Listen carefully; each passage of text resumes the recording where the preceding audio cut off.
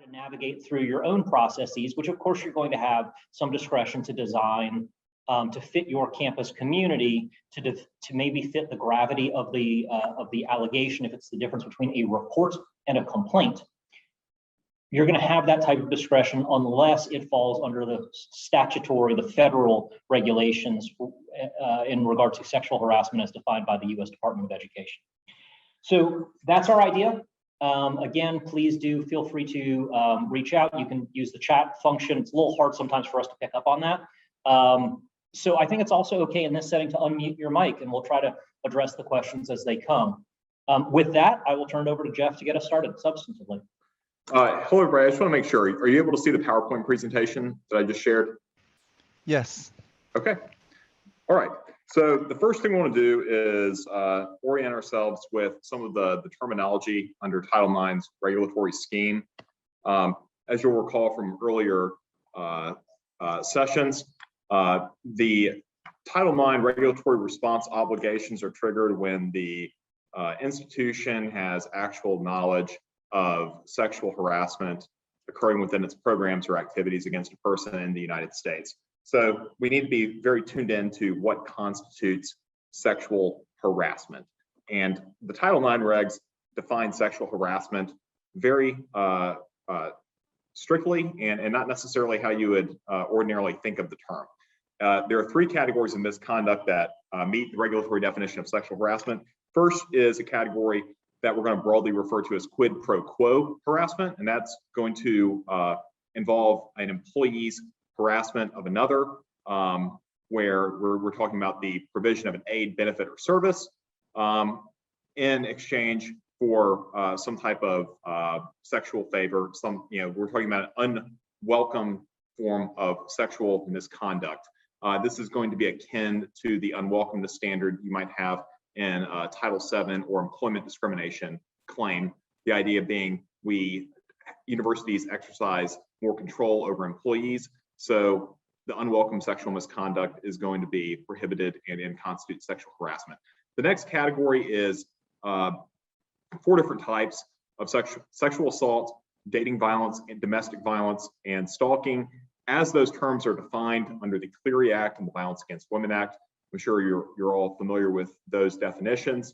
The quick note, with the exception of sexual assault, the others are not necessarily sexual in nature or gender motivated, yet under this regulatory definition of sexual harassment, they would nevertheless qualify for Title IX treatment.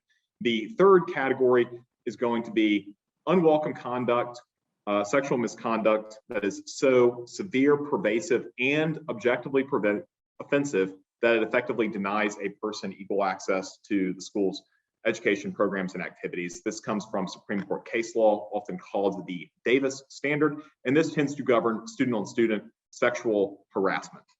Just like we're going to invite you guys to ask questions to make this as proactive and helpful as possible, we're also going to riff off of each other a little bit during this session. So what I want to point out here is, in your roles as decision makers, this decision about whether it fits under the federal regulations or the BOR policy, that decision should have been made ahead of time so that you are simply adjudicating or deciding the matter that is in front of you.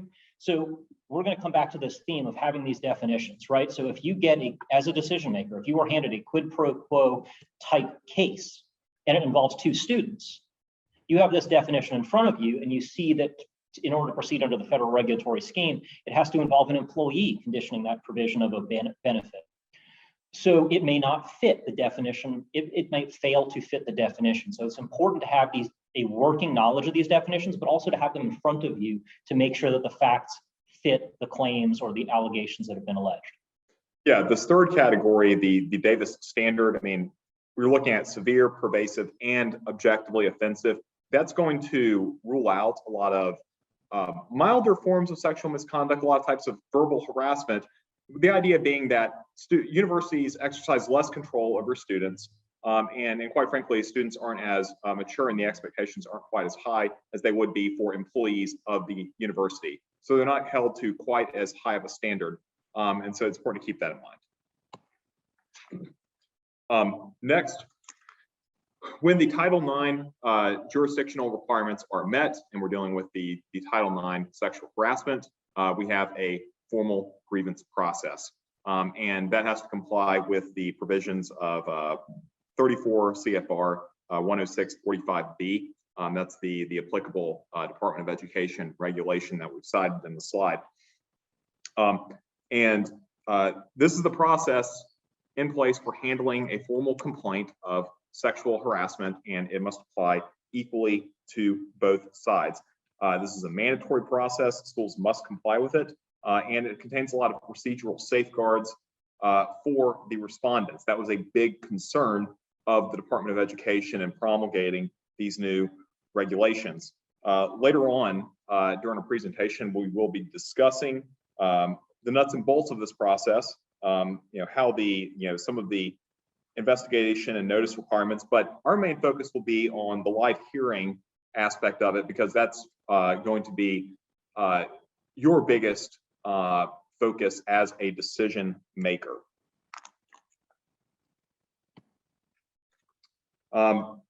Just a quick refresher on the terminology. We have complainants and respondents. These are the parties to a Title IX formal grievance process. The complainant is not necessarily the person who reported it or even filed the formal complaint. The complainant is essentially the alleged victim of the sexual harassment, and the respondent would be the alleged perpetrator of the sexual harassment.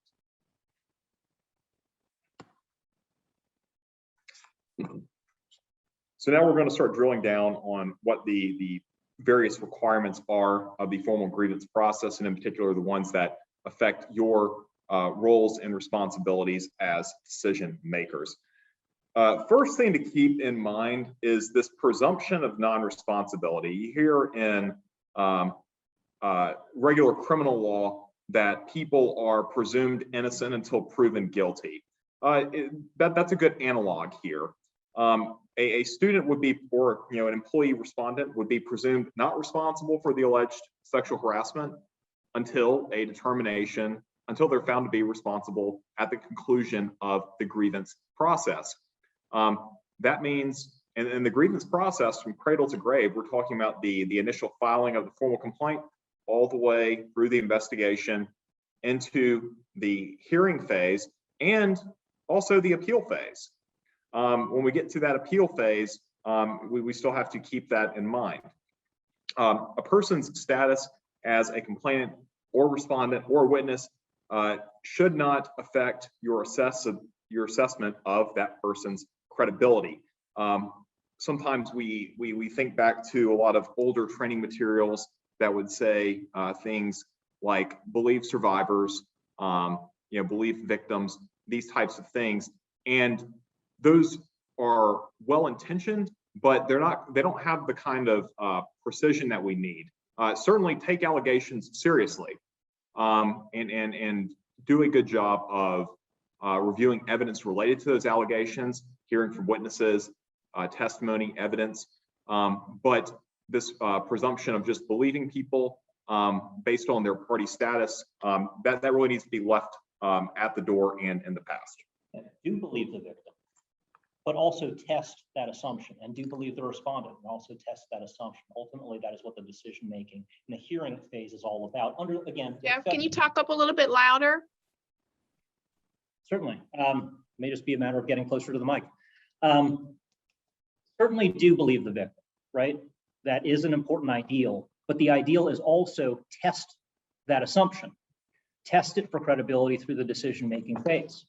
Also believe the respondent, but test that assumption through the decision-making phase. And ultimately, decisions about credibility are not necessarily inherent to the person as much as they are inherent to the fact that you are deciding in making your overall determination about what happened with respect to alleged sexual misconduct. Again, this is under the federal regulatory scheme. When the sexual harassment definition is met, you're going to have more flexibility under the BOR policy when we're not under the federal regulatory scheme, but this is what applies for this portion for sexual harassment.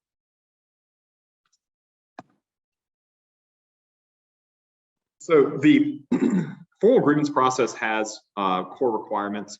The school must treat the complainants and the parties, the complainants and the respondents equitably by providing remedies to the complainant when there's a determination of responsibility for sexual harassment, and by following the formal grievance process before taking any disciplinary, imposing any disciplinary sanctions or taking any other actions that are not supportive measures against the respondent. We'll of course be talking, we've talked about supportive measures at length in earlier presentations, but the formal grievance process really does set forth a lot of due process rights for respondents. Again, that's arguably the key consideration that the Department of Education had in mind when promulgating these regulations that we're discussing.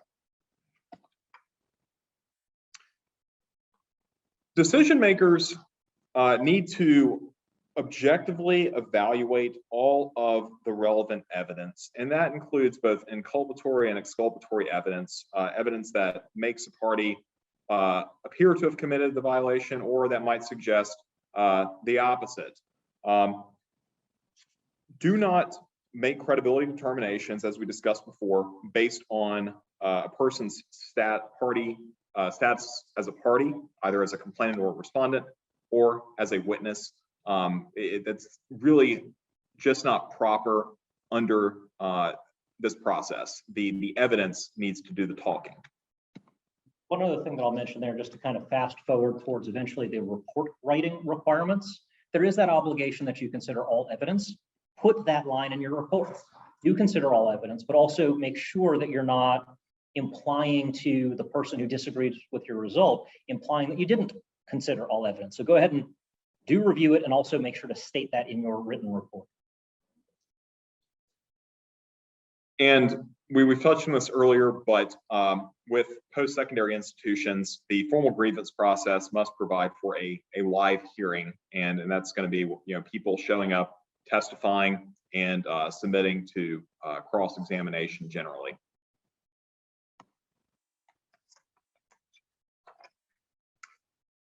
There are key roles in the formal grievance process. We have the Title IX coordinator, the investigator, the decision makers, and any persons who facilitated the informal resolution process.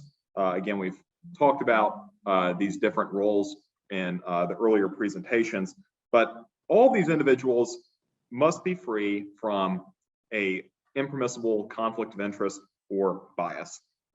They can't be biased either for or against complainants or respondents generally, and they can't have any personal bias for or against any of the parties or the witnesses. If one of these people, a decision maker or a Title IX coordinator, recognizes that they might be biased, perhaps they've had some prior dealings with a particular party to the case.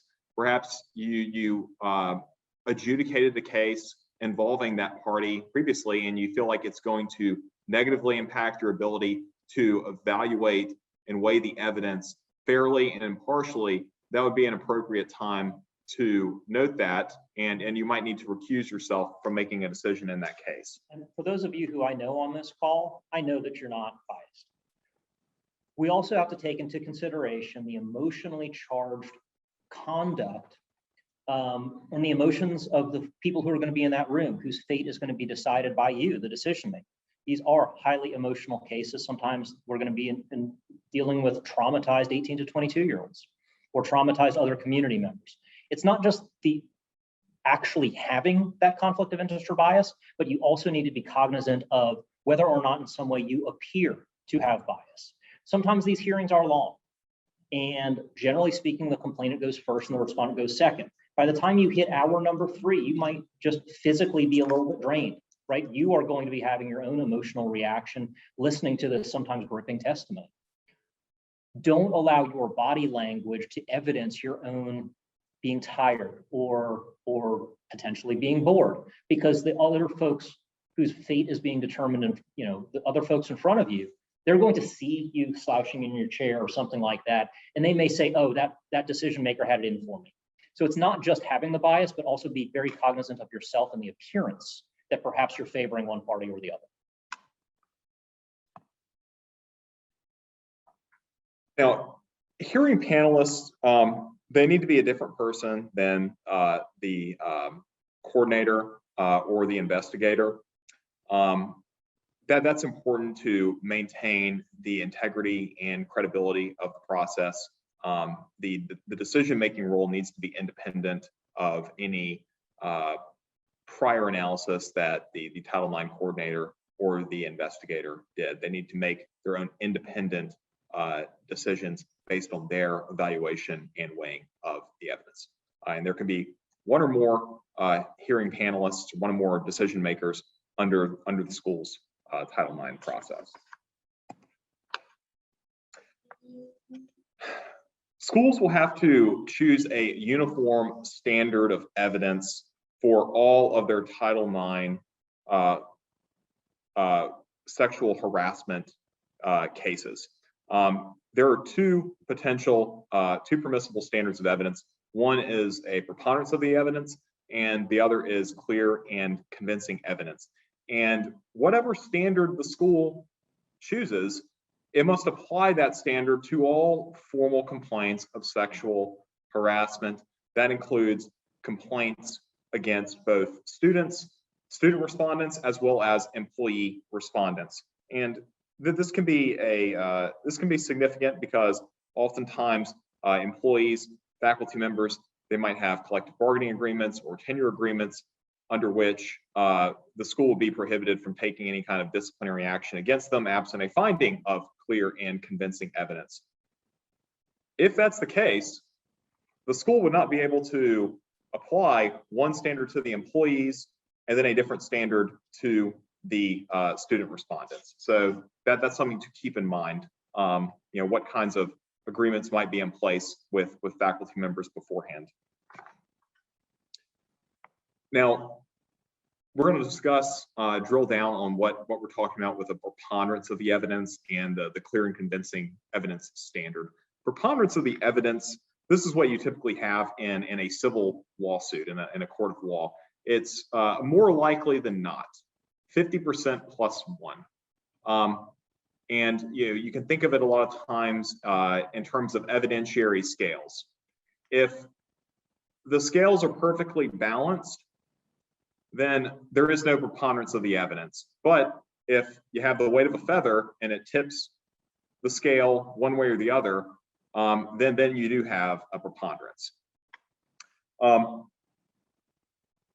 In a he said, she said situation, you might have a situation where you have a complainant and a respondent, and they're both saying the exact opposite. Nobody else was there to see. You don't have any other witnesses.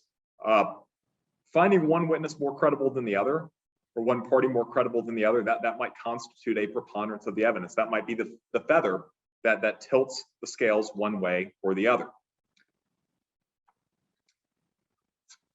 That doesn't necessarily go to, we're not necessarily talking about volume of evidence. Okay, one party might present a lot of evidence that has weak probative value.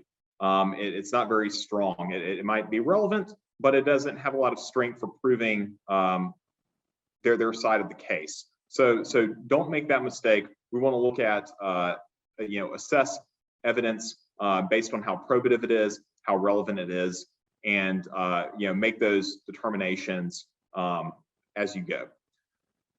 If you have conflicting or inconsistent testimony, your guiding star is going to be making a credibility determination.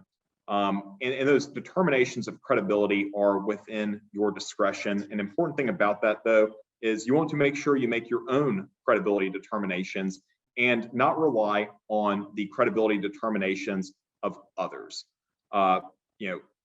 If a Title IX investigator includes in an investigative report that she found or he found one witness to be credible or not credible, don't just simply take that assertion at face value. You want to make your own credibility assessment based on what you observe at the live hearing. And the only thing that I'll add here is to test credibility on a factual basis, not on a personal basis. There are plenty of cases where somebody lies about one thing or is not credible about one thing, but is fully credible about another thing. So in a general sense, you're not saying, I liked him, I liked her. You're saying, test the veracity of each individual fact that is important to your ultimate decision. Because as we'll talk about later, people have different levels of credibility on different points. And it's important to not sweep too broadly with credibility determinations, but rather test the evidence itself. Now, the clear and convincing evidence standard, it's a higher standard than preponderance of the evidence. It's not as high of a standard as beyond a reasonable doubt, which would be the standard applicable to criminal proceedings. And it's certainly not as high as the highest standard there is, which would be beyond any doubt possible. It's going to be somewhere between a preponderance of the evidence and beyond a reasonable doubt. And what that means is evidence that's highly and substantially more likely to be true than untrue. So highly and substantially, as opposed to more likely than not. The fact finder, the decision maker, would need to be convinced that the contention is highly probable. Ultimately, it's going to be up to each campus to decide whether to utilize the preponderance standard or the clear and convincing standard. And at the time that the campus or the institution promulgates its final campus policy, these terms should be defined. So once again, we're trying to colloquially help you understand what these terms mean, but you should have at the time of making an actual decision, if you're one of the people selected in a decision maker role for a given case, you ought to have a policy in front of you that gives you not only which standard to use, but also how that policy defines the standard. During the hearing, decision makers need to guard against allowing any kind of evidence or questions that would invade a legally recognized privilege, unless that privilege holder waives it. For instance, the easiest example would be the attorney-client privilege. If you have a respondent who's been accused of sexual misconduct, there might be a parallel criminal proceeding in the criminal justice system. And it may be the case that that respondent has engaged a criminal defense attorney to represent them in that case. It would be inappropriate and impermissible to ask that respondent what they discussed with their attorney, because attorney-client privilege is sacred. There are grounds under which a privilege holder can waive privilege, but it would need to be knowing and voluntary. If there is any kind of question that might invade a legally recognized privilege, it would be appropriate for the decision maker to advise the witness being asked the question, or the privilege holder, of the existence of the legally recognized privilege, and to make sure that they know that they're free to maintain that privilege and that they have the option of waiving it if they so choose. But we're not just talking about attorney-client privilege. There are lots of other legally recognized privileges under federal and state law. It varies by jurisdiction, but the regulations don't necessarily base it on the jurisdiction in which the campus sits. So beyond attorney-client privilege, we have doctor-patient, mental health professional, and especially psychiatrists, mental health professionals, and their patients. Spousal privilege, where one spouse confides in another, sharing information in the course of their marriage that they intend to be kept private, and they have a reasonable expectation that the communication will be kept private. Priest parishioner, somebody who goes to confession and confesses something to their priest or preacher or spiritual advisor, that would be privileged as well. So you need to be sensitized to those types of questions, and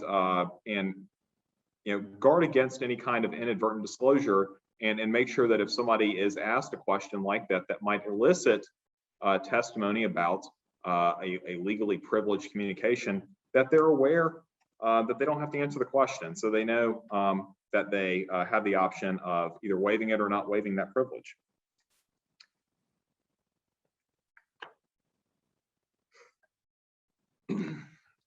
At a live hearing, cross-examination must be allowed.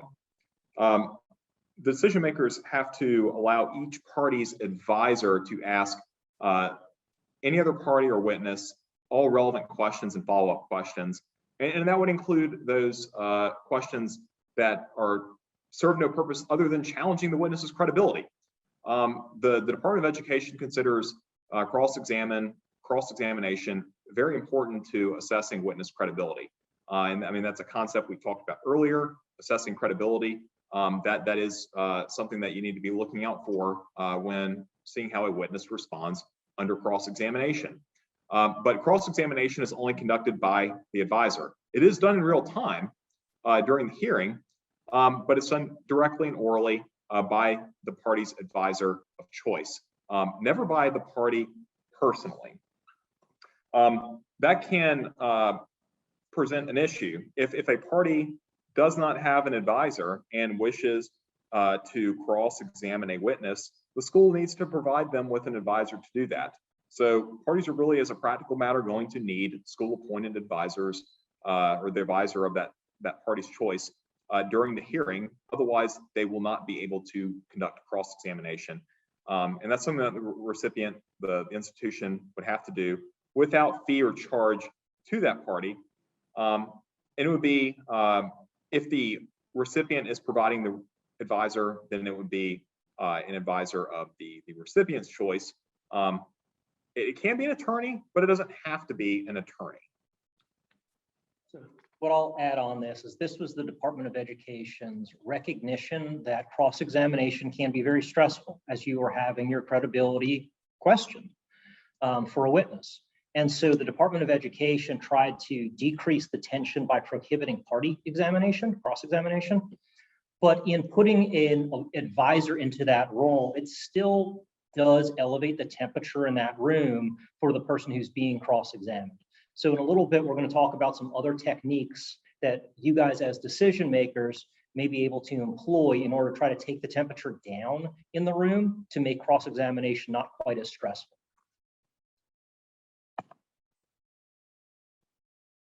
And as we said a moment ago, only relevant cross-examination is allowed. This is going to be one of the more difficult aspects of what decision makers have to do. They have to screen evidence and questions for relevance in real time. And evidence is relevant if it has, it's a low threshold. It's relevant if it has any tendency to make a fact of consequence more or less probable than it would be without that evidence. Okay, so you're going to need to look at, what is this going to show? What is the fact of consequence? Is it actually an issue of consequence? Does this matter? Does it affect the outcome at all? Is it consequential? And then beyond that, it's the low threshold of any tendency to make it more or less probable one way or the other. One key thing to keep in mind, the regulations have incorporated evidentiary rules, commonly referred to as rape shield protections, and questions and evidence about a complainant's sexual predisposition or prior sexual behavior is per se irrelevant, unless two exceptions apply. One of the exceptions is if that evidence of prior sexual behavior or predisposition is being offered to prove that someone other than the respondent committed the alleged sexual misconduct at issue. The other exception would be if the evidence concerns a specific incident of the complainant's prior sexual behavior with the respondent, and it's being offered to prove consent. Now, you have to be careful here. We've discussed the definition of consent in earlier presentations, and as we discussed, consent may be withdrawn at any time. So, consent to sexual activity on day one is not consent to sexual activity on day two. Consent to sexual activity at one point in the evening is not consent to sexual activity at a later point in the evening. But where something like this might potentially be relevant and might potentially implicate one of these exceptions under the rape shield rule of evidence is if the respondent is offering evidence about the prior incident of sexual behavior as evidence of how the complainant may have engaged in consent. In other words, how the complainant either vocalized or signaled his or her consent to the sexual conduct in question.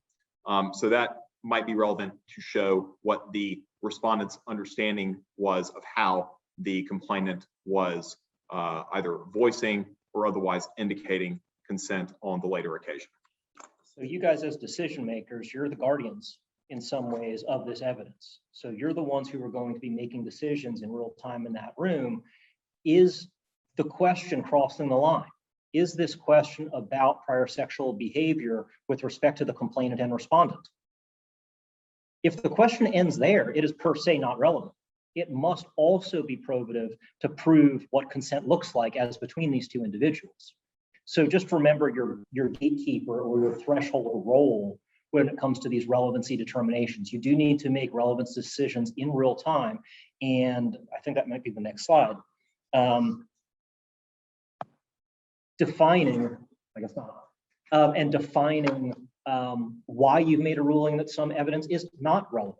Let's say there's an allegation of sexual misconduct, both people were drunk, but one of the people had used drugs a lot and lied about using drugs. They may not be credible on the topic of whether or not they use drugs, but ultimately is it probative of the drunkenness and the consent to sex in a given situation? So make sure that this, and so you as the decision maker may make a finding that, okay, I've heard enough about the drug use. The drug use is not probative or relevant to the ultimate determination of sexual misconduct that we have before us in this particular hearing. So you make sure to serve in that gatekeeper role with respect to keeping questions and evidence relevant. This next slide, understand that this one has a big asterisk on it. Under the current Title IX policy, which is based on the Title IX regulations that were in existence, just over a week ago, we've had a subsequent change in law. But under the Title IX policy, if the decision makers may not rely on any out of hearing statement where the declarant does not appear at the hearing and submit to cross-examination. Okay, and that rule has since been struck down by a federal judge as being arbitrary and capricious. It appears unlikely that the Biden administration is going to be appealing or challenging that ruling. But what that means is that regulation no longer has the force of law. And that's significant because that prohibition on considering out of hearing statements where the declarant doesn't show up and submit to cross-examination, it would have the tendency of excluding from evidence a lot of highly relevant statements. Consider, for example, we're not just talking about oral statements, we're talking about documentary evidence as well. Consider a medical record where a complainant goes for an examination, a sex assault examination, and a sane nurse records notes or observations in that record. Under the old regulation and under the current policy, the decision maker would not be able to rely on that statement in the medical record unless the sane nurse showed up and submitted to cross-examination about that statement. And this is something that comes as a surprise to a lot of people because these are the types of statements that would, be generally admissible under any number of rules of evidence in a court of law. But we have this very restrictive rule under the Title IX regs that were promulgated in 2020. And so that was incorporated into the policy. And that's how the policy currently is. So until that policy is changed, this is the rule that governs the process. Just be aware that there is a possibility that the Title IX policy might be amended in light of that intervening change in Title IX law, because that regulation going forward that prohibits reliance on the out of hearing statements no longer has the force and effect of law. Can I just mention that we are going to update the policy next week at the Board of Regents meeting and to be in line with this. Nelson Mullins has shared with us some language on that, and so we will be updating.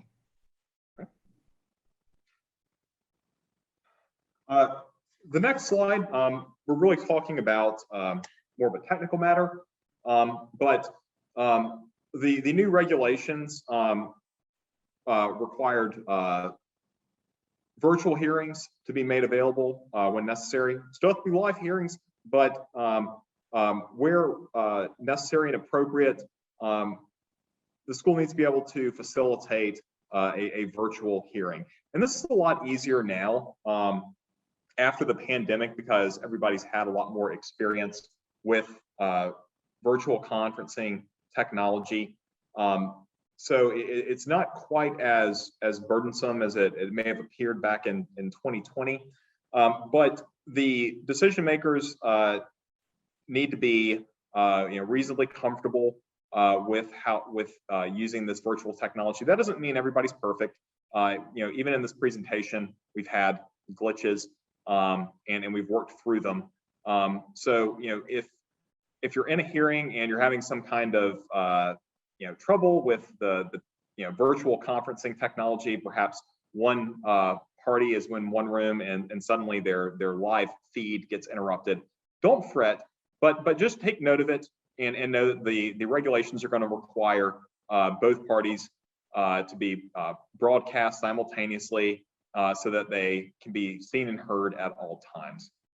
That's kind of where we might talk about a minor procedural irregularity that can be easily cured if we just stop and be aware that there's an issue, so we can kind of correct it and make sure that the parties are able to be seen and heard. So one other note with respect to virtual hearings and the use of technology, the Department of Education regulations require that decision makers receive training on the use of their own technology. This is inherently campus-based or institution-based. And so it's important that as each institution takes this BOR policy and guidance and internalizes it and applies it to its own resources, it's crucial that each institution make decision makers and Title IX coordinators and others who may be using this technology make sure that their own campus or their own institutions, decision makers and Title IX coordinators receive appropriate training on the technology that you have at your institution. That's going to be a campus obligation in addition to today's trainings. Next requirement, schools have to maintain a record of any live hearing and make it available to the parties for inspection and review. And this can be an audio or audio-visual recording or a written transcript. But that is a hard and fast requirement, and it's important, and it also is a mandatory record that the school would have to maintain for 7 years, at least 7 years under the Title IX regulations on record keeping obligations. All right, so I'm going to take over more of the primary with Jeff chipping in now. We're going to talk about, and this is maybe a little bit out of sequence, but we want you to understand from the end of the process, coming back to the beginning of the process, we're certainly going to talk about the ideals of how do you approach a case, how do you approach a hearing. But ultimately, you're going to be making a determination of responsibility, and you're going to need to issue a written document describing how you reached the conclusion that you reached. So we want you to understand what your endpoint is in terms of process, so that informs you from the beginning and how you plan to enter into the hearing, how you plan to gauge evidence. What type of evidence do I want to hear? But for right now, let's start at the end.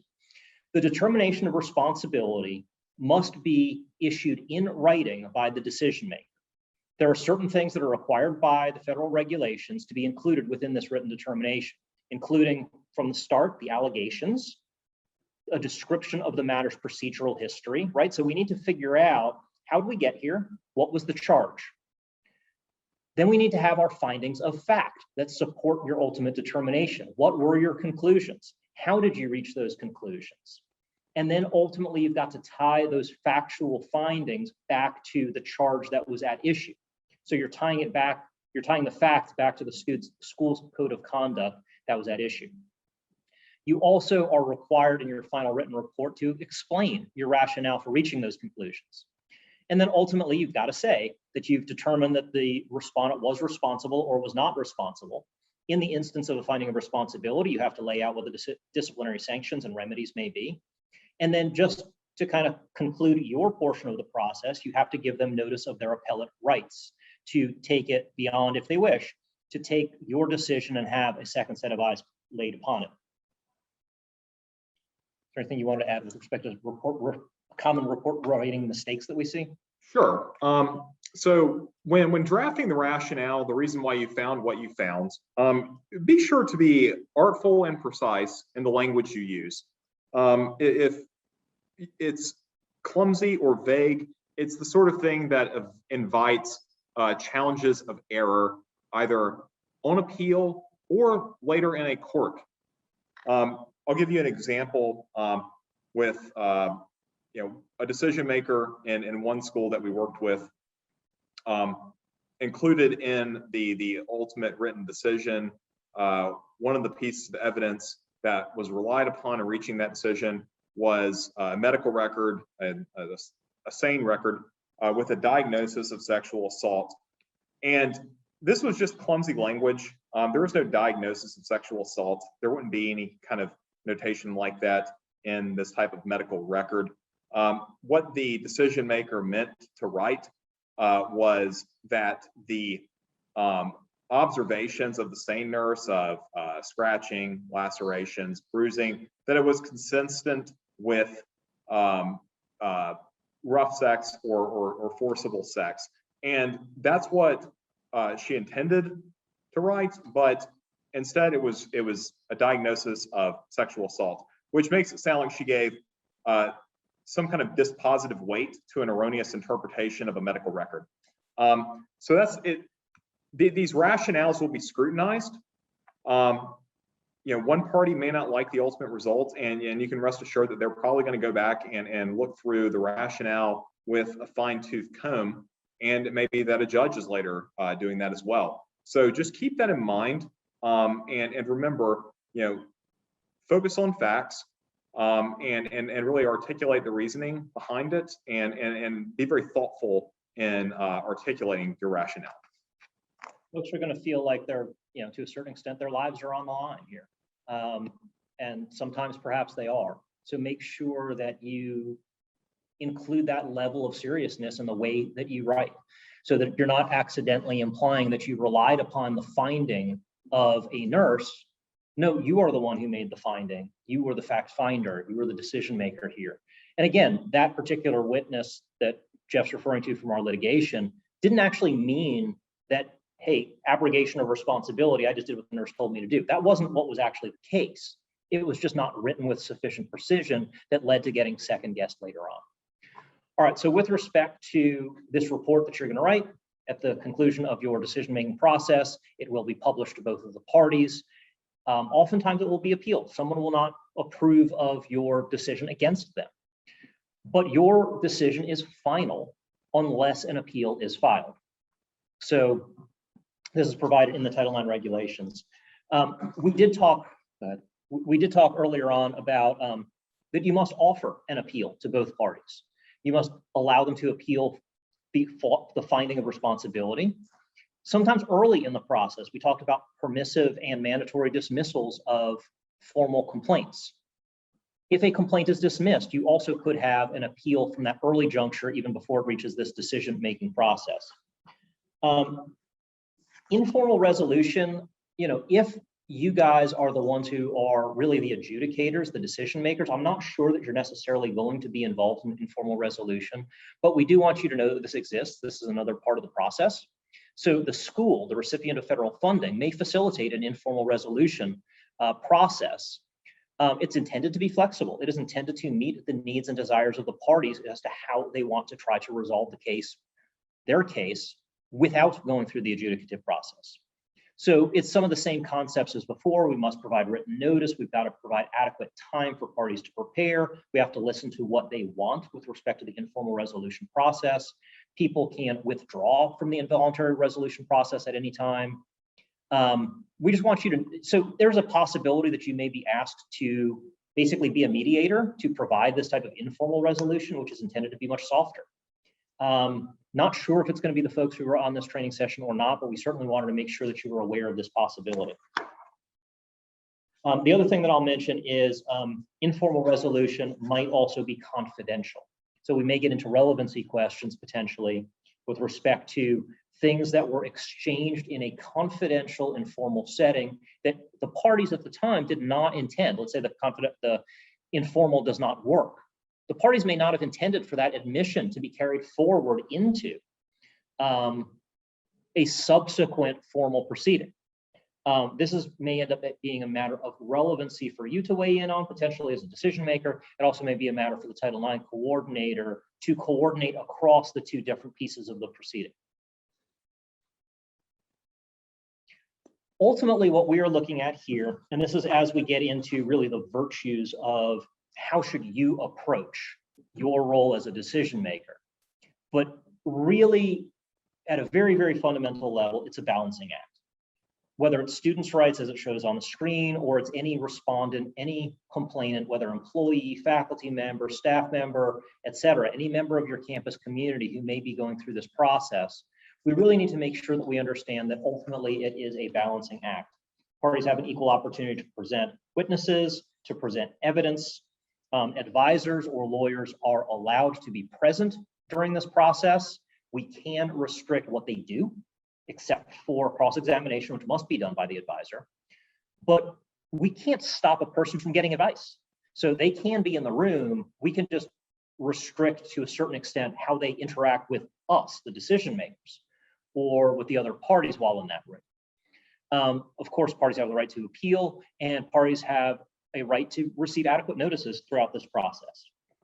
So that's kind of your high level, where do you start from as a decision maker? My goal is to be balanced, to be fair. One thing that we have to note here is, so to this point in time, we've been talking about the formal grievance procedure as dictated by the federal DOE regulations. The BOR's, go back one, sorry. The BOR's uniform policy does not mandate any specific formulation or formal adjudication process. The schools, the institutions are going to have discretion. You can have a hearing panel, you can have a single decision maker, you can have a board, you can approach it different ways as long as you do not go back to the single investigator model, which is banned. You're going to have a lot of discretion, but we want you to remember the key tenet of due process, allowing students an opportunity to be heard.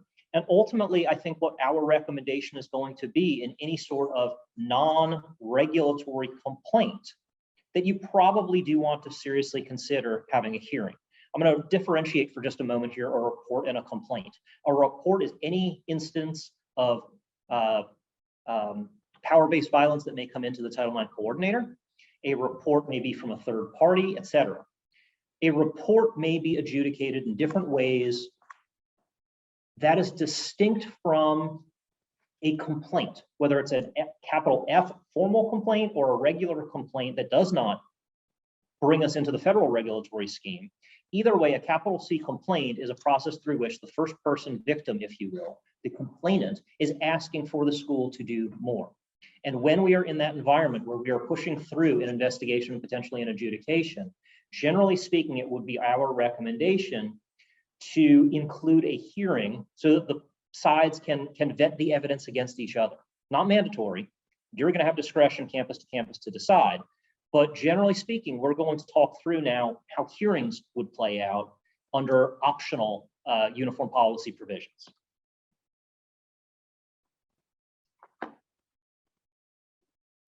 There are a lot of reasons why we may want to consider a hearing. Of course, it's to determine whether or not the alleged conduct occurred, but it's also to allow the parties to test each other's evidence.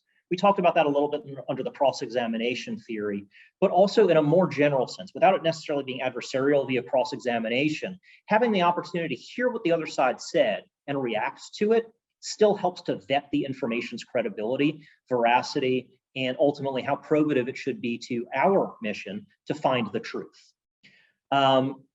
Of course, it does also give the appearance of fairness to allow each side to be heard roughly simultaneously, not necessarily in the same room, but it does have the benefit of minimizing the school's risk for potential legal exposure.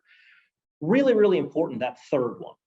If the conduct occurred so that we, the school, can take actions to end sexual violence or power-based violence, to eliminate a hostile environment if it may be found to have occurred, and to prevent its recurrence. Ultimately, that is our duty to our students under Title IX.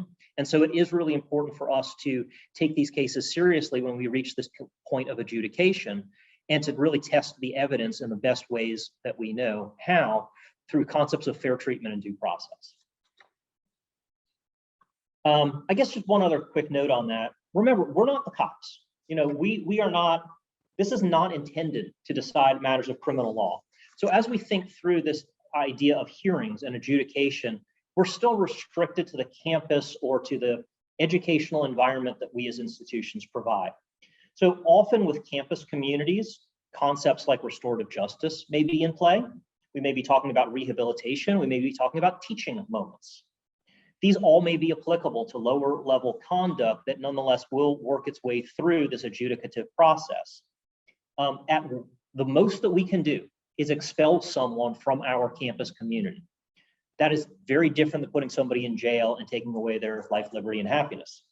So these concepts of restorative justice or rehabilitation or teaching moments, they are part of what we do as educational institutions, or at least they could be. And that's going to be something for you as decision makers to keep in mind as you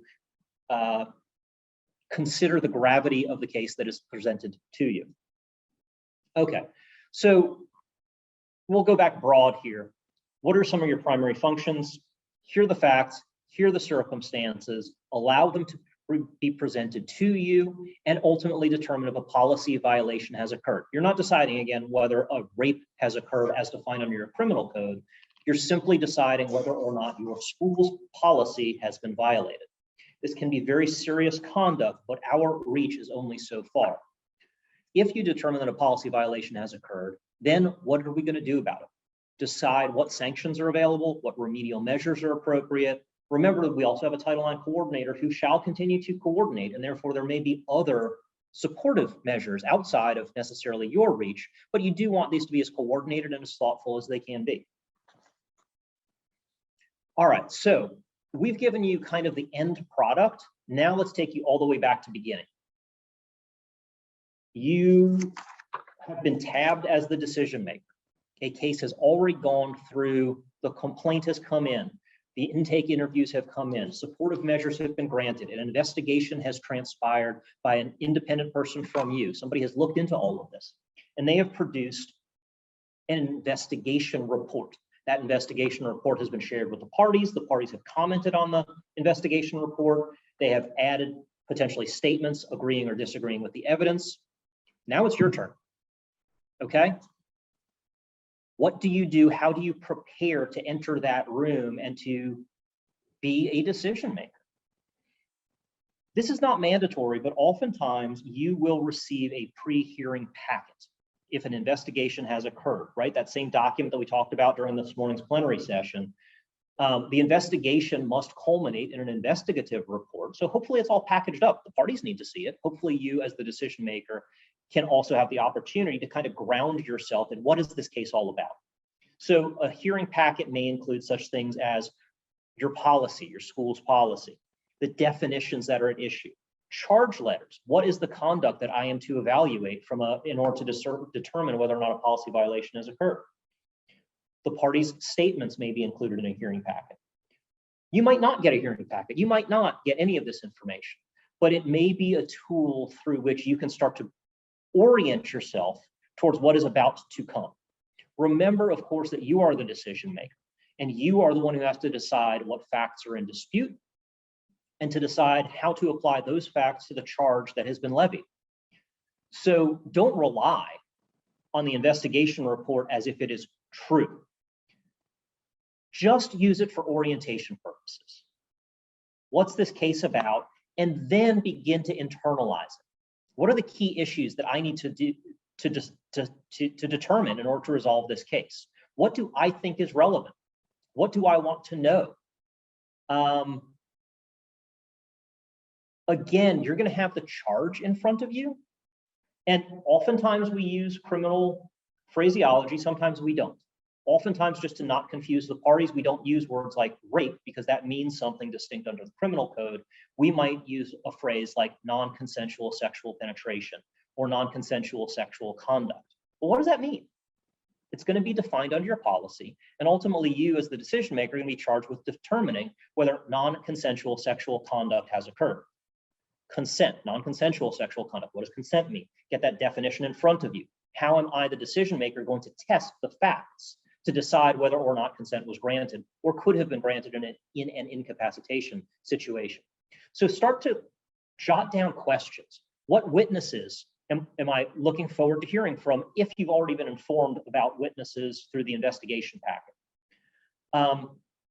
Start to outline specific questions that you may want to ask. Remember that there's oftentimes slang or unfamiliar terms. You're going to want to make sure you understand what that means.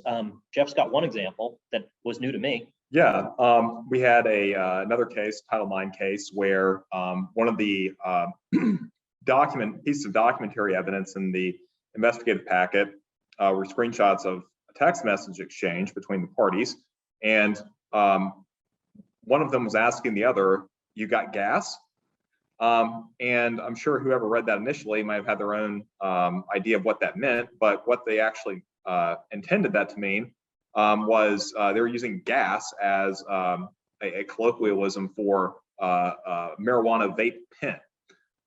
So that was completely different. I never heard that slang before, but that's the sort of thing. Don't necessarily assume that the modern day slang is consistent with however slang has been used back when you were in college. The times change, and it can be hard to keep up. I know I've had a little bit of difficulty, and I was a little bit surprised by that one myself. In all fairness, with my kids, I've actually heard them say things that I never heard of. And then in our family, when we use the old terms from the 70s, they look at us like we're crazy. So I understand. Yeah, one other term that I'm going to throw out here, because I hear it a lot in the cases that we ultimately get, we provide counsel on, blackout. I was blackout. I got so drunk, I was blackout. I don't remember anything.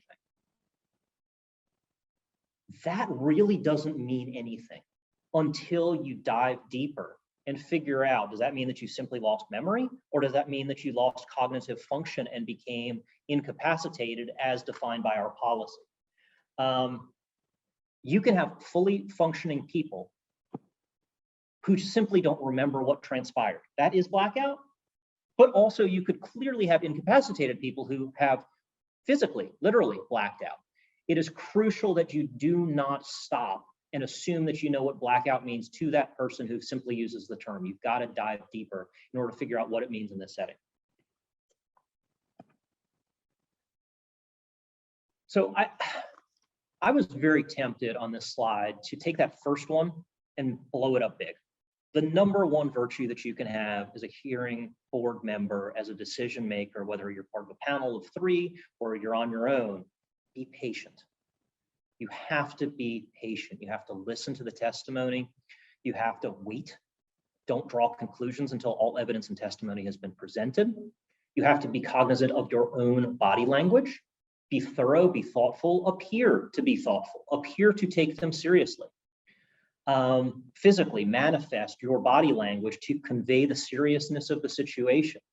Because again, if you've been going at this for 2-3 hours at a hearing and you're just physically drained from the emotion that has come before you, or you didn't have enough coffee or whatever, if you start to slump in your chair and at the time the respondent begins their presentation, they are going to think that you are biased against them. So always be patient and know that ultimately you need to not just be fair, but also appear through their eyes that you are being fair to them. Patience is crucial through this, because you're not making a decision until the end. And oftentimes the complainant goes first in these hearings, and it may take 2 hours before the respondent even starts. So just make sure that you're self-aware of the way that you are being viewed through the eyes of emotional 18 to 22-year-olds or other members of your campus community who have a lot at stake in these hearings. Take it seriously and be patient, and ultimately allow them to be heard. This is just kind of one more litigation trick. Most of the complaints we hear involve, I didn't have the opportunity to be heard. They ignored my evidence. They weren't listening by the time I went, or they ignored, or they gave short shrift to that evidence that I presented. Well, if you are allowing them to feel that they have been heard, and you actually are hearing them, the listening aspect as well as being patient, it's really going to mitigate the chances that your ultimate result will be litigated. They may disagree, but they'll feel that they had a fair shake. So really, I do emphasize, be patient. Go into this knowing that it's going to be tiring, that it's going to be long. It might not. But really, really be teed up to be patient and listen throughout the testimony and appear that way physically, manifest that physically as well. All right, so we mentioned before that under the BOR umbrella policy, you're going to have a lot of discretion, campus to campus, institution to institution, to decide how your adjudicative phases, your decision-making phases are going to play out. We're going to give you kind of a sampling here of what a formal hearing might look like. Generally speaking, we would have introductions, we would have opening statements, we would then have questioning. Actually, that should not say questioning of the investigator, it should say questioning of the parties. Facilitated cross-examination, Q&A. Once we get beyond the parties, we're going to be talking about the questioning of witnesses. And again, this cross-examination is crucial under the federal Title IX regulations, that it must only be done by the parties' advisors. After we get through the cross-examinations of the parties and the witnesses, sometimes you may choose to have closing statements. You may not. The parties may not choose to do so. And then after all of that is done, the hearing itself ends in terms of the presentation of evidence, and then you shall deliberate. If it's just you, go to a different room. If it's a panel of 3 people, you'll want to talk about the case, but in a general sense, that is your flow chart.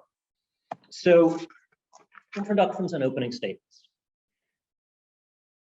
You may choose to open up, again, this is a tense environment. A hearing is a tense environment, and in order to take some of the tension out of it, you may not want the complainant and the respondent to just dive right in. You might want to lay a foundation.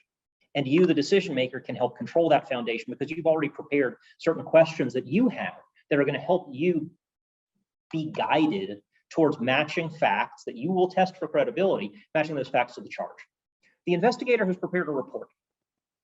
You might want to consider having the investigator go first. Remember, you cannot rely on that. You have an independent obligation to be the decision maker. But just in a general sense, having the investigator give a statement, a verbal connotation of what the written word was, that may be an appropriate first step in the process. It may not.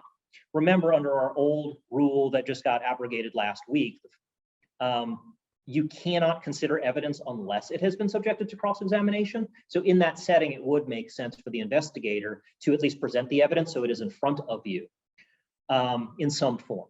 But again, this is optional, right? This is all just kind of ideas for the way that it may play out.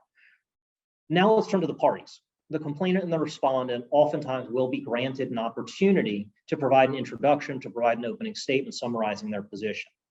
It may be a good idea for them to just kind of jump in, get some stuff off their chest before we get into the questioning itself. All right, if the investigator is there,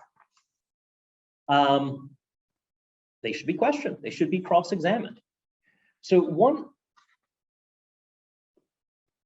other note about the investigator. Remember, no conclusions, no recommendations. You are not abrogating your responsibility as the decision maker to the investigator. So be very, very cautious with that. But you can test the evidence. The parties can test the evidence. So this questioning can come in quickly. And then again, following the investigator summary statement, each of the parties, the complainant and the respondent, will have the opportunity to question the investigator as well. As we get into the facilitated Q&A between the parties, that's just kind of what I call cross-examination, again, because I'm trying to take some of the tension out of that room. The Title IX regulations do dictate that in instances under the formal grievance procedure, cross-examination must be conducted orally, directly, in real time, by an advisor, not by the party. This is not, okay, so that part's required. After we get to that, I'm going to give you some ideas about best practices that are not necessarily required. So the regs may require cross-examination, but they do not require that the parties go first with their cross-examination. You are the truth finder. You are the decision maker. So you can ask your questions first. That's not prohibited. You can ask your questions in a neutral voice. You can take some of the emotion out of the room because you're simply trying to find the facts. You're not trying to prove that the other side is not credible. You can take away some of the trepidation or the fear that the parties may be feeling if you are asking questions first in a neutral voice. And it also allows you to lay a factual foundation. What do you think are the most important questions as you pursue the finding of truth? So I think it's very important for us to realize that that is a possibility. It is optional, but you guys can ask questions first. And then, of course, we must allow for this cross-examination as provided under the regulations, at least in regard to formal grievance cases. As we get into that type of cross-examination, again, you, whether you're the board chair, panel of three, whether you are a single decision maker, et cetera, you are going to be responsible for ensuring that the questioning is fair, that it complies with the terms of the policy, that you are weeding out irrelevant information. Again, I'm going to come back to my patience virtue. Give it some time. It may not appear relevant at first. Don't just immediately declare that it's out. But ultimately, you must make those relevancy determinations. And if the parties or their advisors via cross-examination are heading down the wrong track, it is your job to stop the irrelevant evidence from being from going too far down that road. Of course, keep in mind those rape shield provisions that we talked about before, that incidents of prior sexual behavior are prohibited unless they fall into one of those two categories. Someone other than the respondent committed the alleged conduct, or specific instances of the complainant's prior sexual behavior with respect to the respondent and offer to prove consent in this case that you are deciding. Again, privilege, Jeff talked about that before. Ultimately, you really do want to be patient, though. Don't, as the decision maker, don't substantively limit the scope of the parties' questions until they get to one of these places where it's just getting irrelevant, or it's invading privilege, or it's invading the rape shield protections. Okay, the witnesses. So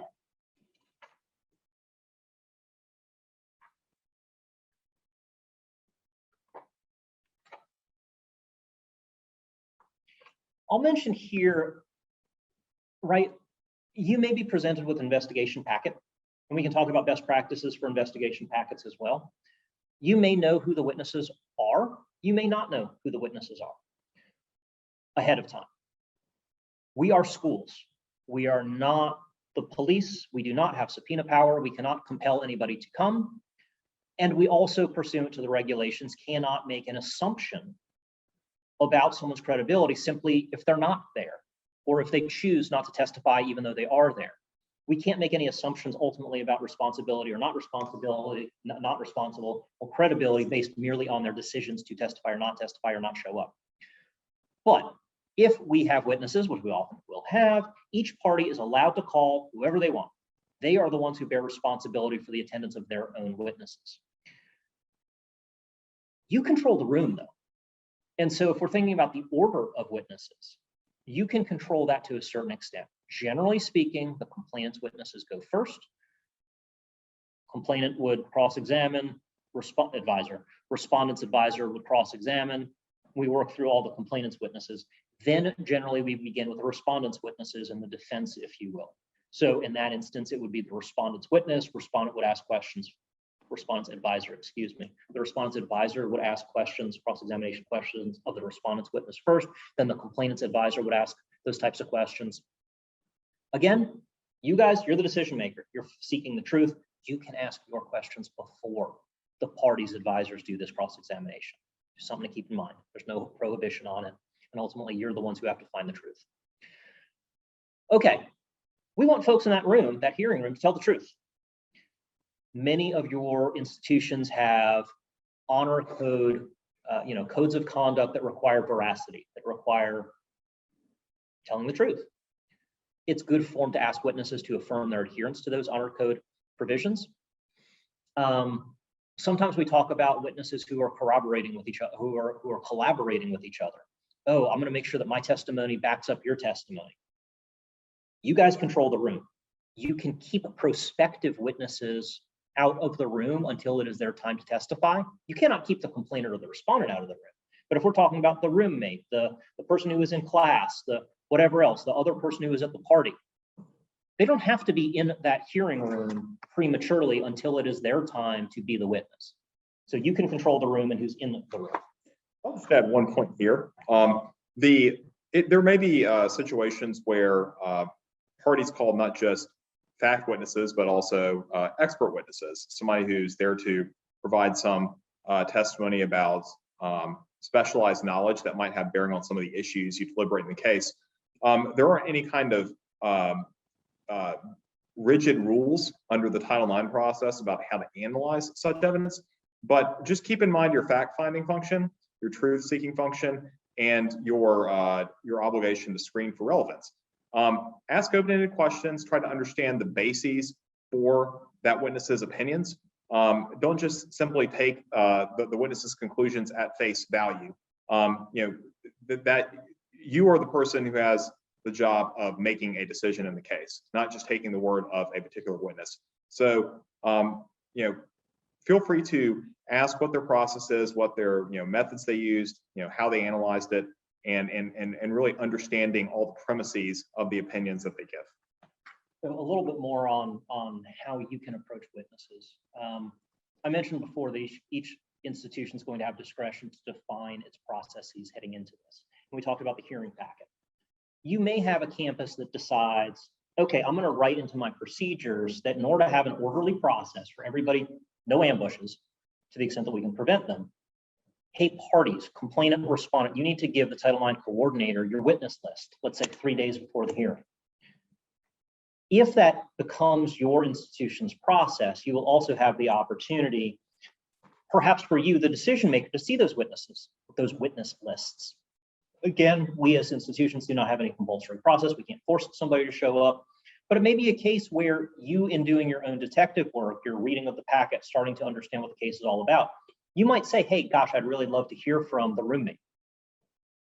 You can't compel it, but it may be a valid question for you to ask the Title IX coordinator, hey, do you know merely about attendance? Again, we're not prejudging a thing, but if there's only one third-party witness to the event, you might want to ask, hey, where is that third party? Is it possible for that third party to be there?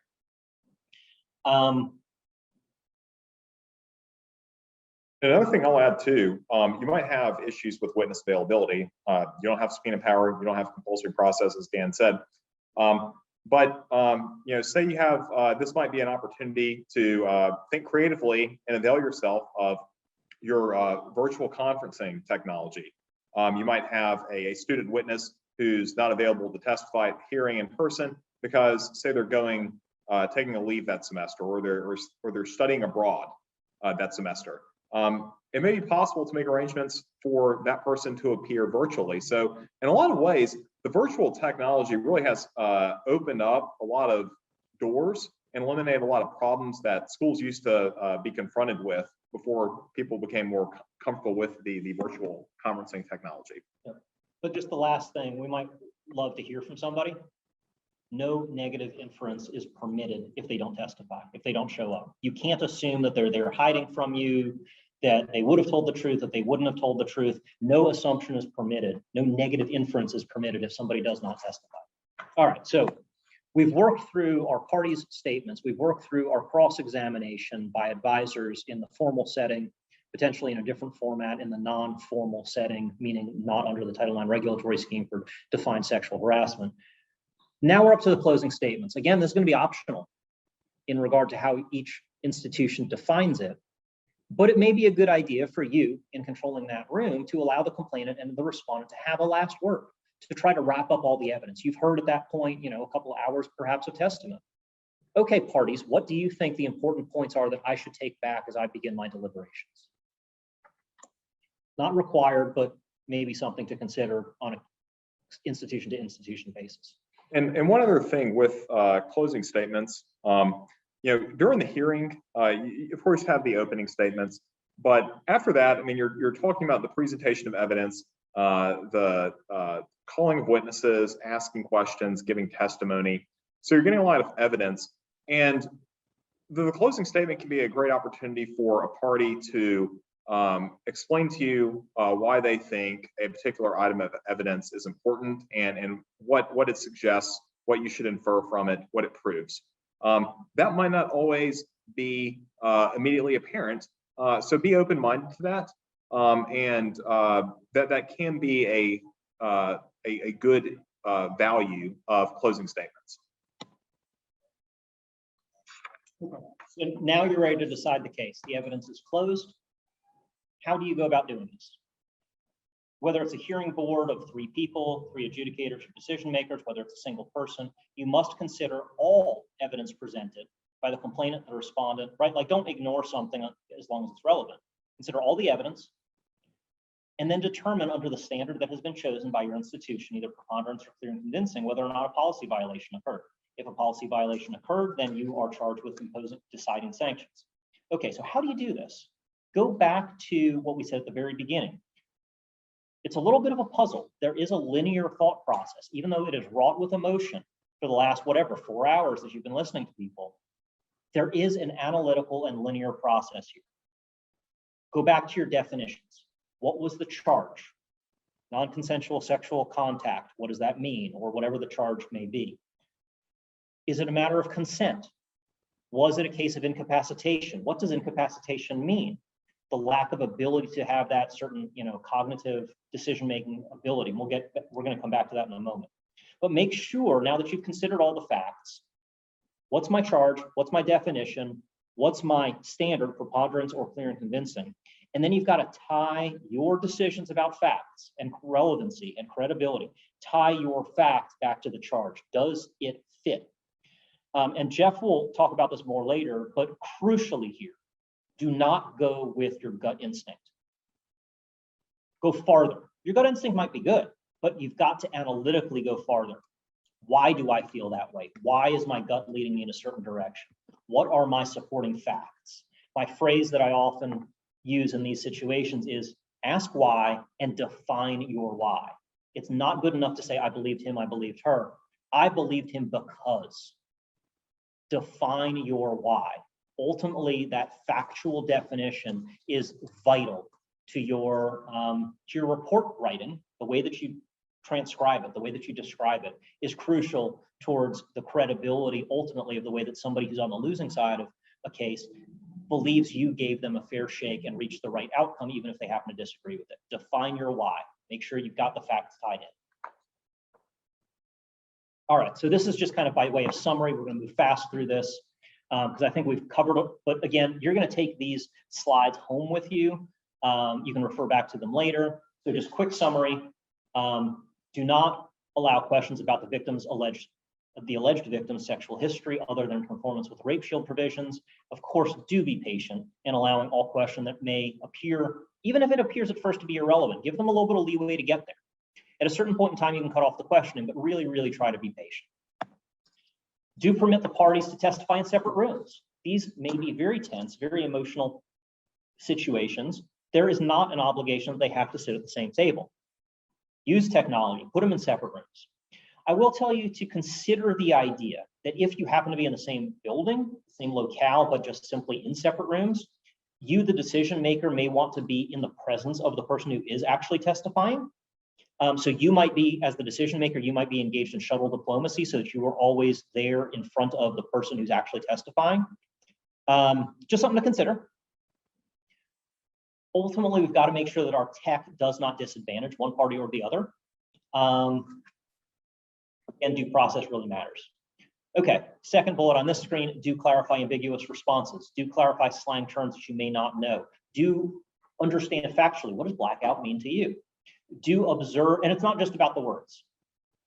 Nonverbal behavior matters. Again, ask the why. Somebody's sitting in front of you sweating. They look very uncomfortable. Okay, does that mean they are lying? Does it mean that they are traumatized? Does it mean that they have gone too long without a bathroom break, which is what I'm doing to you guys right now? Just make sure that you're noting that nonverbal behavior, but in doing so, also try to understand where it may be coming from. Real quick on ambiguous responses, it's not always that an ambiguity can arise with a term that's unclear or capable of multiple interpretations. The phrasing of a question, the structure of a question, can often lead to an ambiguous response. For example, you didn't do that, correct? And the person says, no. Well, in that situation, it's unclear whether they're saying, no, I didn't do that, or no, that's not correct, I did do that. So that's where follow-up, where you kind of run into that double negative, that's a context where this arises very frequently. And it's always helpful to follow up with a person to make sure you understand what they actually intend to testify to, and also to make sure that you have a clear written record. A lot of times you can observe somebody's non-verbal cues to understand what they meant, but that doesn't come across in a written transcript. And we want to make sure we have a written transcript that accurately records the information delivered during the hearing. Just a couple more kind of summary points, common pitfalls to avoid. Don't prejudge the evidence. We do want you to be sponges. We want you to absorb and to hear the evidence, but don't actually judge it until you have a requisite quantity. Again, facts don't come in linearly. Testimony does not present linearly. Don't judge evidence just because it came first. Wait to judge it. It would be a mistake to not clarify the evidence that has come before you if it is ambiguous, as Jeff was just saying. Make sure that you do not fall into the common pitfall of having witnesses perceive that they were not fully heard. Give them that opportunity to be heard. Avoid at all costs giving off a perception that you took sides. Be conscious of your body language. Be cautious of the impact your questions may have on otherwise traumatized students. They're walking into your room with certain baggage and tension around this case already. Be cautious of the way that you ask questions. Again, the written report matters. Make sure to document your conclusions thoroughly with precision. And also be conscious about how sensitive these issues are. Preserve and protect confidentiality. That'll turn over to Jeff to lead us through some evidentiary considerations. Okay. So first and foremost, again, one thing I touched on earlier, it's important to orient yourself and anchor your decision-making in the terminology that you're going to be using to decide cases. And often with sexual misconduct, particularly with allegations of non-consensual sexual contact or non-consensual sexual intercourse, you're going to be dealing with issues of consent and incapacitation, and you need to have a firm understanding of how those terms are defined under the policy, and we'll discuss that later.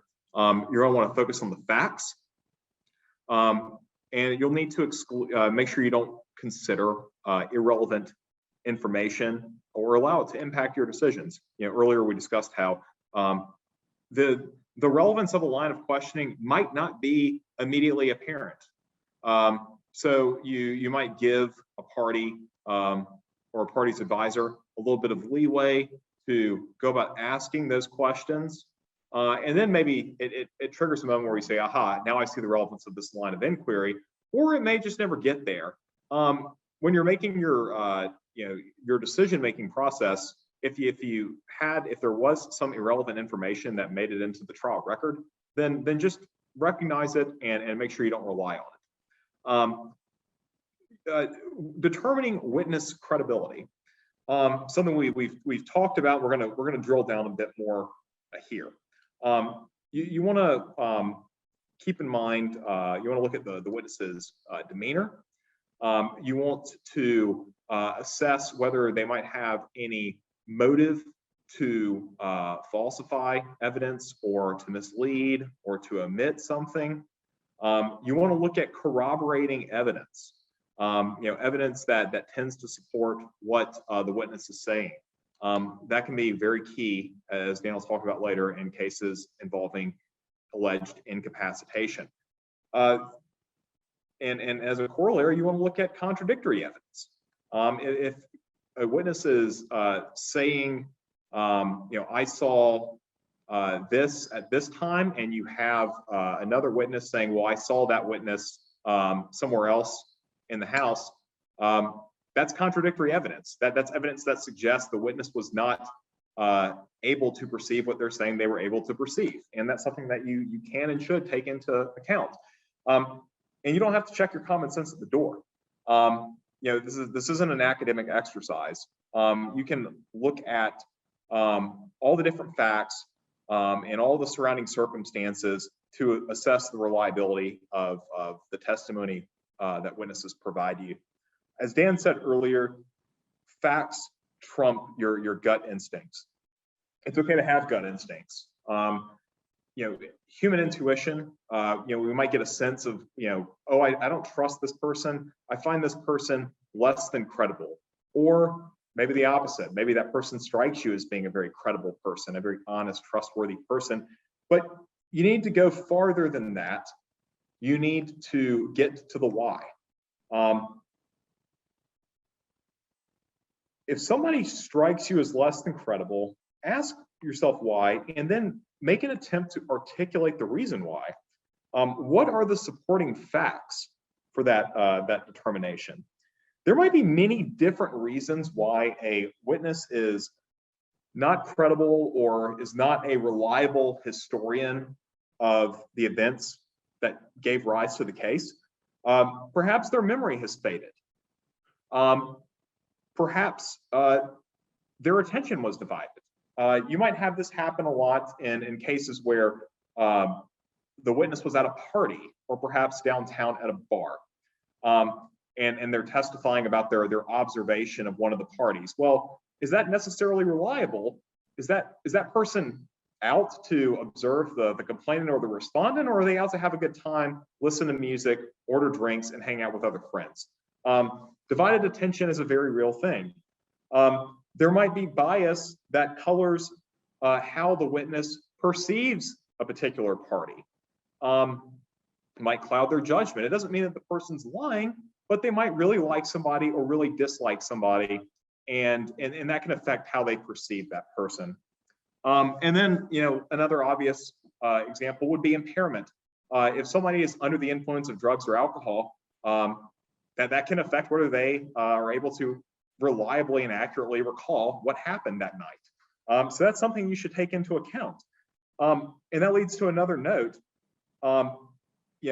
Schools have amnesty policies, yet witnesses might be concerned about, creating a public or creating some type of record, or getting in trouble about, some type of substance abuse code of conduct violation, perhaps underage drinking or the use of some kind of illegal drug. And you might get a sense that you might see that you think a witness is lying about whether they were using drugs or drinking underage, something like that.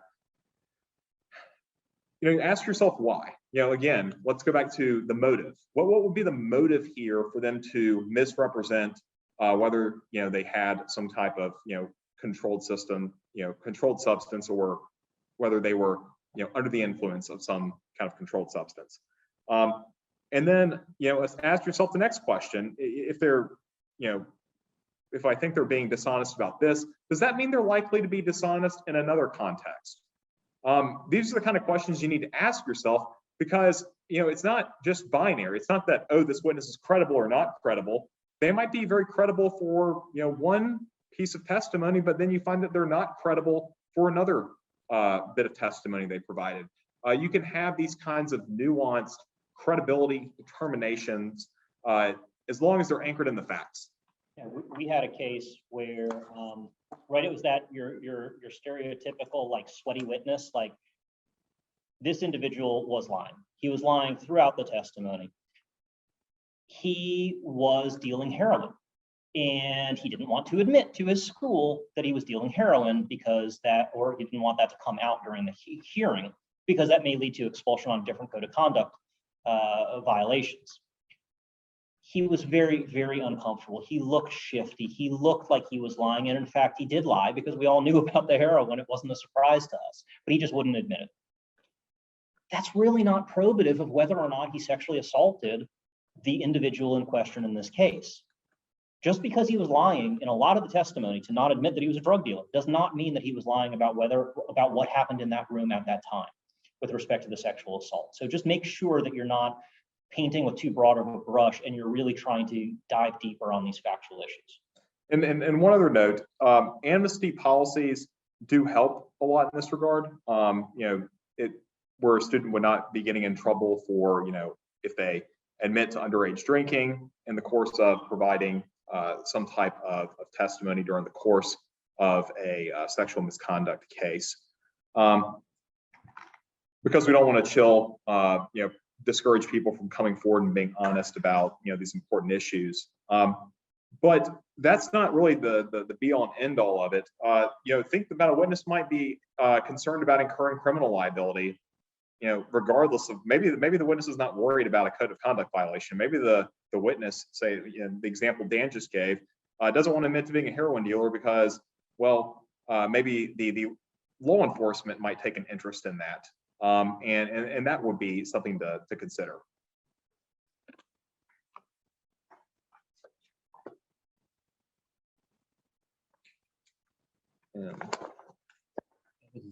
Okay. So, I just have one question. sure. Jeff and Dan, man, you're doing a great job. I appreciate everything. Actually, yeah, the question was, did you send us a link to the bar exam that we're going to take after this? It feels like we're learning some legal terms. I love it. It's great. It so much sounds like, we're heading towards that bar exam. I just wanted to break the ice for a second. Yeah, I appreciate it. Yeah, you're going to need to hole up in your home for an entire month and start studying for it. Now, ultimately, we're giving you the tools that you need. But at the end of the day, if you just dial into your own emotional intelligence and recognize how trying these cases are, and you've prepared yourself for that emotion, otherwise these techniques that we're giving you will serve you well in actually being in that room and serving as the decision maker. A couple of last few points about evaluating evidence. Just because something is written in the investigative report doesn't mean it's relevant or probative. Of course, the investigator aspires to include all the relevant facts and information in the investigative report, but that's just in the investigator's assessment. What ultimately matters is the decision maker's assessment of what is and is not relevant. So don't give dispositive weight to anything in the investigative report. Use it as a guide to lead you to evidence that you should consider and can consider. Don't filter out information that is relevant, and do filter out information that is irrelevant. The decision maker, you're going to decide factual disputes, you're going to weigh evidence, and you are the ultimate fact finder. One important thing we want to sensitize you to is how people react to trauma and how that can affect how they might present at a hearing. And Dan will discuss this. All right, so we've talked throughout that these are emotional cases. We need to spend a little bit of time diving into that and explaining what that means. So if you are adjudicating a case that colloquially we would call a rape, you have someone who has been injured, someone who has been traumatized, and someone who wants to subject themselves to cross-examination because they want their assailant expelled. On the other side, You may have an individual who thinks their life is over. They're about to get expelled from school. Their family's going to cut them off financially. Their future is gone. And all of this was a drunken mistake. They thought there was consent. Both individuals are going through emotional situations, and I'm not by any means equating the two, but I am saying that there's emotion involved on both sides. Sometimes it may reach the level of trauma. And it doesn't have to be something as far as a rape. It could just be persistent behavior that makes someone uncomfortable or nervous or anxious. This can be internalized by different individuals in different ways based on where they are in their own personal, life experiences. Recognizing, however, that a lot of these cases do involve differing levels of trauma or anxiety or emotion. Our job as decision makers is to meet them where they are, to not make assumptions about what trauma looks like, to not make assumptions about the way that we perhaps think we would deal with it if we were in their situation. So just be very sensitive to where they may be coming from. You may want to just kind of try to set them at ease as you enter into your questions to try to determine the truth. At the beginning, you may want to say something like, just laying a foundation here. I'm going to end up asking you a lot of questions. I just want to clarify some things. For the most part, I want to hear you talk though. So you tell me what happened in this instance. And let them have an uninterrupted narrative. Let them be heard. You can always go back later and ask questions. You want to avoid why questions that puts them on the spot. Why did you wear that dress? Or why did you put yourself in that situation? I mean, that sounds judgmental. Hear yourself ask the questions and be sensitive to the situation. Oftentimes when we're dealing with trauma, we need to ask about sensory information beyond just what's directly in front of you. What else did you see? How did you communicate that? What are the images, the sounds? What was the, if not a verbal communication, what was your physical manifestation? How did you try to evidence consent? How did you try to evidence that you were not consenting in that moment? Those atmospherics that may go beyond direct linear sensory images are crucial to trying to get a more complete picture. Listen for course of conduct, listen for issues of power, right? Power-based violence is what we're talking about throughout here. Listen for issues of manipulation and control. So as we go to the next slide, I like this picture because we need to understand trauma leads to nonlinear thinking. Puzzle pieces may be missing. There may be redefinitions as someone is trying to reconstitute what occurred. And as we're talking particularly about a lot of the student cases on our cases, consumption of alcohol, consumption of drugs also leads to omissions of memory. It may not have ever ingrained itself in the brain in that moment because they were under the influence of alcohol or drugs. We're not talking about incapacitation. We're talking about normal alcohol intake clouds memory. So consumption of alcohol drugs also leads to omissions in memory. And so we've got these gaps. We recognize that in a lot of these settings, for a lot of reasons, puzzle pieces are going to be missing. And what that means is that it leads to nonlinear thinking. It is hard to tell a story from start to finish and get it all right, chronological order, and remember all the pieces under the best of circumstances. But when you add a trauma situation, you add emotion to the situation, you add consumption of alcohol or drugs to the situation, we as decision makers need to recognize that puzzle pieces are missing. And it is your job to determine the most likely set of events with full recognition that puzzle pieces may be missing. I want you to understand, because we've talked about credibility a couple of times, don't paint the picture of the individual, try to hone in on credibility of the facts at issue. It is not, in my opinion, it is not a knock on a witness's credibility that they simply don't recall things, or if they can't recall certain details. I'll tell you, I don't think it's a knock on a witness's credibility if they try to fill in the gaps. People lie about things. Does it matter? Are they lying about what's important, or are they simply trying to recreate a linear narrative because that's the way we think the world should work? And it frankly doesn't work in a trauma setting, in a drunken setting, in a drug-fueled setting. Just recognize that they're going to not have full recall linearly, start to finish, of what happened. Your job is to try to find the truth. Your job is not necessarily to fill those puzzle pieces in, but to recognize that there may be some gaps and yet try to determine what is the most likely event. So we're going to talk about consent here. When we're talking about sexual misconduct, again, I said this in the earlier setting, and it's always awkward to say it, but people have sex all the time. People consent to sex all the time. The reason it's going to come before you as a decision maker is because it was allegedly non-consensual sex. Someone did not consent. And so it's important for you to have the BOR uniform policy definition in front of you to understand that consent does have a certain affirmative context to it. Consent must be conveyed through mutually understandable words or actions. Again, does not have to be words, does not have to be verbal, but there must be some sort of demonstration through actions at least that indicate a willingness to engage in sexual activity. Silence alone does not demonstrate consent. Acquiescence alone does not demonstrate consent. So we need to probe a little bit farther. Consent can be withdrawn. And you've got the full list here. You will have the policy definition in front of you when you're here deciding a case. What I will tell you, though, is that in a lot of our cases, it comes down to two individuals in one room with no witnesses, and they've both been drinking and they both had some drugs. We'll get in just a moment to issues of incapacitation. Drunken sex can be consented to.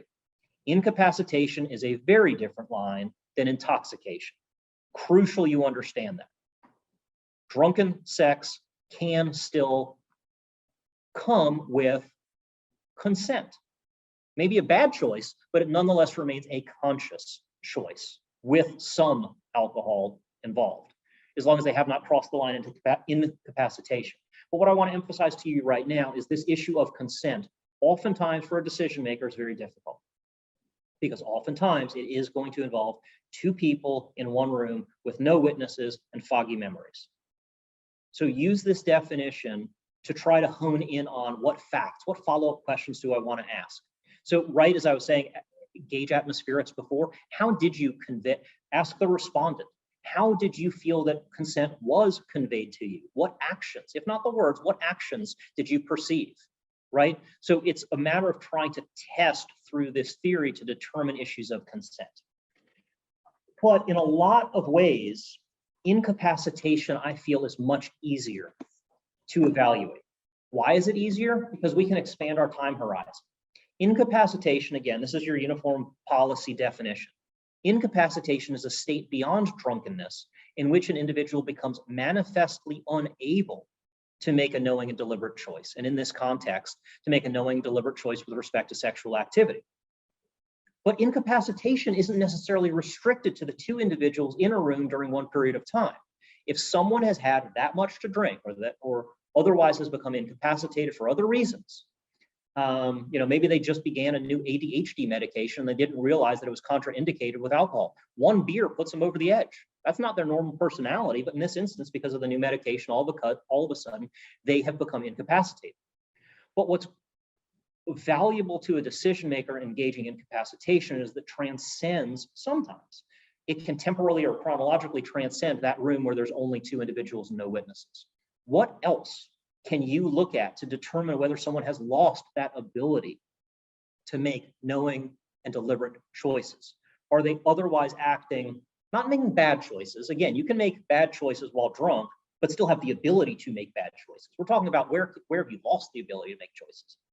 So you can ask questions about before they entered that room, after they entered that room. What other witnesses did they see? What other irrational behavior did they engage in? And did they engage in irrational behavior about whatever, blowing their entire, vacation money on pizzas for, hey, I'm going to buy for everybody, or buying drinks for everybody, like other instances of irrational behavior in close proximity to entering that room, but not necessarily limited to the time in that room of consent. Has other irrational activity come from a place where they have lost the ability to make knowing and deliberate choices? Or have they simply made bad choices? But you're going to have more witness availability as you expand the time horizon to gauge incapacitation. But just real quick, that BOR uniform policy does give other indicators that an individual may be incapacitated. I'm going to caution you, be careful with that list. Slurred speech doesn't really tell me anything. It does not tell me that somebody's incapacitated. It might tell me they're drunk. It might not tell me they're drunk. They may have slurred speech for a number of different reasons. I don't find that list to be particularly helpful. It could be, but it's also evidence of mere drunkenness, and mere drunkenness is not enough. Again, have this definition in front of you before you begin the case. Have the definition in front of you as you hear the evidence, and have this definition in front of you as you're engaging in your deliberations. Did the complainant lose the ability to make knowing and deliberate choices? And expand your time horizon and ask questions outside of just the room and the two individuals. Ask questions around the other atmospherics to try to determine whether incapacitation is a state that had been reached. This is just a little bit of a summary of it. Has someone become manifestly unable to make knowing deliberate choices? This can result from a number of different situations. It could be drugs or alcohol. It could be from sleep or sleep deprivation. Somebody could have simply fallen asleep because they were cramming for their exams for the last 2 days and they had too many Red Bulls. By the time they're done with exams, they're gone. They can be incapacitated. Okay, this last bullet's important. Whether or not someone is incapacitated is judged from the perspective of an objectively reasonable person. Great news, that's you. You are our objectively reasonable people. It is not from the standpoint of the respondent. If the respondent themselves was incapacitated or was drunk, they may not perceive the things that an objective and reasonable person may perceive. So it is your opinion that matters about whether or not this person has crossed that threshold to being incapacitated and therefore unable to consent. Okay, this slide used to move, and we would be filling in more atmospherics in order to expand the time horizon around concepts of incapacitation. But I think at this point, we've probably covered it. Look for that corroborating evidence. Really, at the end of the day, that's what we're looking at. Try to find other facts that inform your decision about whether or not somebody has lost that ability to make knowing and deliberate choices. Jeff, just because I've been going for a while, do you want to mention the situation of double incapacitation? Sure. One thing that we want to make sure you're aware of is you could very well find yourself confronted with a situation where a complainant and a respondent both engage in sexual activity with one another and both contend they were incapacitated at the time and therefore not able to have given consent. Kind of two sides of the same coin, what we typically refer to as a double incapacitation scenario.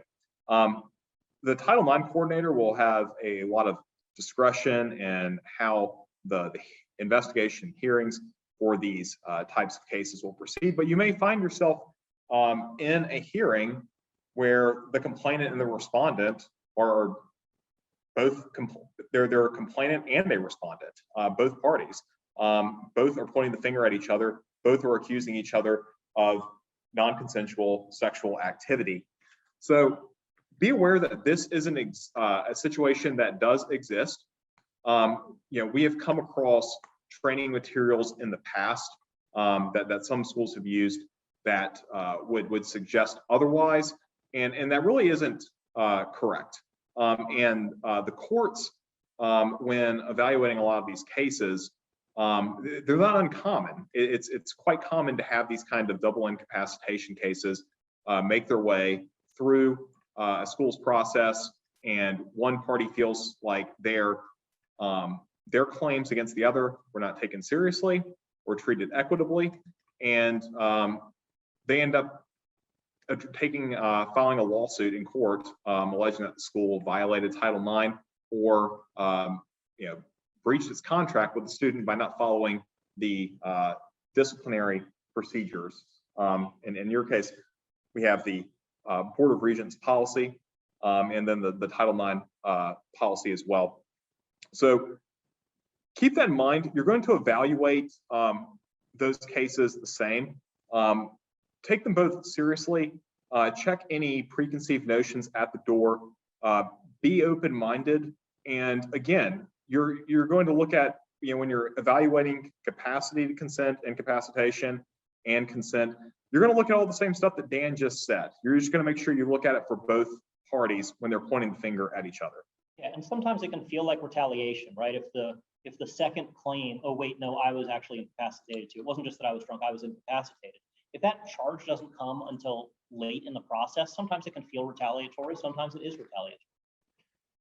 But if it reaches you, okay, that decision is up to the Title IX coordinator before it reaches you. But if it reaches you, we just wanted to sensitize you to the issue that it's actually not that uncommon where you are going to be weighing whether both people at that point in time had lost cognitive ability to make conscious, rational choices to engage in sexual behavior. If they have lost the ability to consent, if both parties have lost the ability to consent, and you find yourself in a double incapacitation case, that can sometimes lead to, yes, a finding of sexual misconduct by both parties. And then you can take into account, how do I sanction around that? Is it just both of you need alcohol education? Is it I need to expel both of you? Again, I'm not prejudging anything here. I'm just sensitizing you to the issue that it actually does come up. Yeah, and to kind of tie back in with an earlier slide, you might have a suspicion about or a concern about whether called a counterclaim, a respondent's counterclaim against the complainant, whether it was retaliatory. That is a possible motive that you might consider. Another thing you might consider is whether the delay in reporting by the respondent was the result of trauma. That can also account for a delay in reporting. So these are all issues that you want to drill down on. And again, keeping an open mind, not prejudging evidence, and always searching for the facts and the truth. Right. And so, as we go back to kind of your game planning, how do you lean into these issues? How do you want to ask your questions? What evidence would you like to hear, whether it comes directly from the parties, via cross-examination, otherwise? But as we're evaluating issues towards incapacitation, many of our cases involve drinking and drugs. So how many drinks did you have? Over what period of time? What did you eat that day? Did you skip dinner? Did you skip lunch? Would alcohol have impacted you in a different way than normal on this given day? Did you just start a new medication? How does consumption of alcohol typically affect you? How large or small is this individual? A lot of these facts can come into consideration to try to determine why someone who's only had 2 beers may nonetheless be incapacitated. Oh, it was right after exam period and they hadn't slept in 48 hours and they had just started a new medication because they were trying to keep their stress level down through exams. Yeah, 1 beer might set them over the edge towards incapacitation. Certainly not something I would have expected, but it could happen. So make sure that, as Jeff just said, keep an open mind and try to ask these other questions around it to understand who this individual is and how drugs or alcohol may have affected them. You're also looking for that corroborating evidence around witnesses. Who else might have observed the party's behavior at the party? Sorry, I used party twice in one sentence. Who else at the event, the gathering, might have observed the complainant or the respondent's behavior?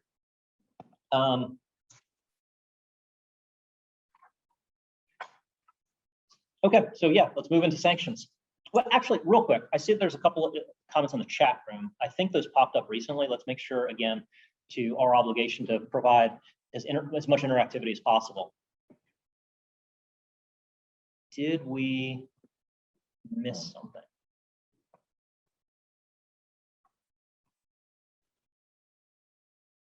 Hey y'all, this is Brianna with Board of Regents. A lot of the comments that were in the chat were primarily about, which rooms people need to be in. I've been monitoring the chat and I haven't seen any questions. Okay. I know on our agenda, we have an opportunity for a brief question and answer period. But if there are any questions, participants are urged to either use the chat or you may unmute yourselves and just ask a question if you have one. Sure, and we don't have much content left, so we're going to finish up here with sanctions and appeals, and then it looks like we've got 15 minutes left on the agenda for Q&A. Perfect. All right.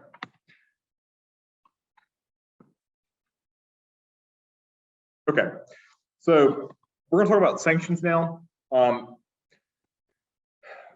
First and foremost, each campus needs to draft into their policies the range and types of potentially available sanctions. And when we get to sanctions, and this is part of your role as a decision maker, you would start engaging in these kinds of considerations about what an appropriate sanction is only if you've found party responsible for violating the BOR uniform policy or the Title IX policy. Things you're going to want to take into account. And first off, no case is the same. Okay, make this assessment individualized. Don't fall into the trap of thinking, okay, well, I have a precedent here, I need to follow that. Look at each case and evaluate it on its own merits. Look at each respondent and make a determination of what sanction is appropriate for that particular respondent's case. You're going to look at the nature and the severity of the violation. You are going to take into account the school's responsibility to ensure that appropriate behavioral standards are being met on the campus community, by students or employees, and you need to factor that in.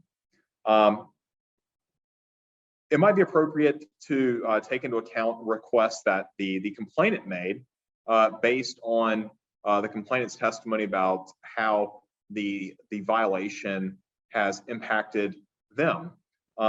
That's something to take into account. But again, recognize that the complainant might understandably be biased. The complainant might is going to be looking at that very subjectively. And so again, you're not just deferring to whatever the complainant wishes.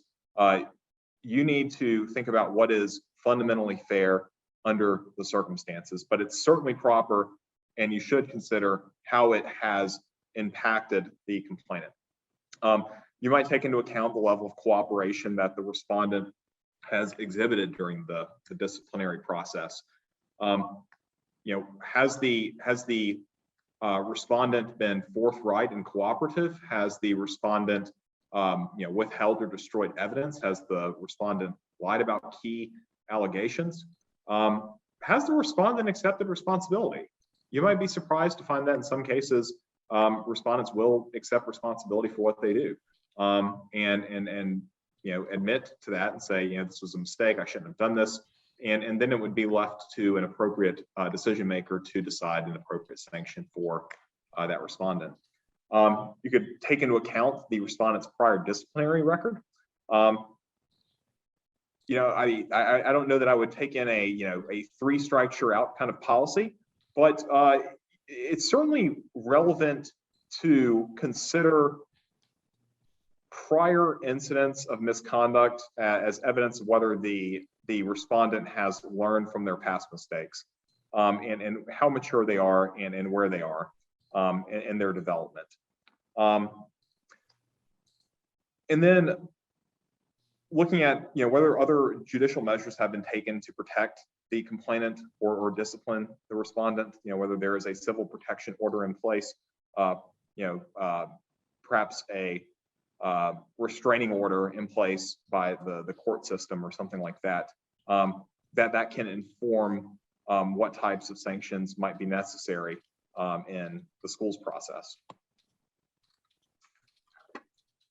We've touched on this before, covering the different types of sanctions, but the potentially available range is wide. A warning, some violations might only warrant a warning. Don't do this again. It's inappropriate. It's crude. This might be an appropriate sanction for a milder form of, not to say that it's insignificant, but a milder form of, say, verbal harassment. Clean up your language. Don't do that.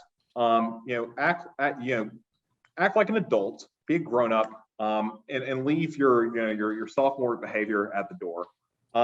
In some cases, suspension or expulsion might be appropriate. If you're talking about non-consensual sexual intercourse, it's not uncommon to have suspensions or expulsions in those cases.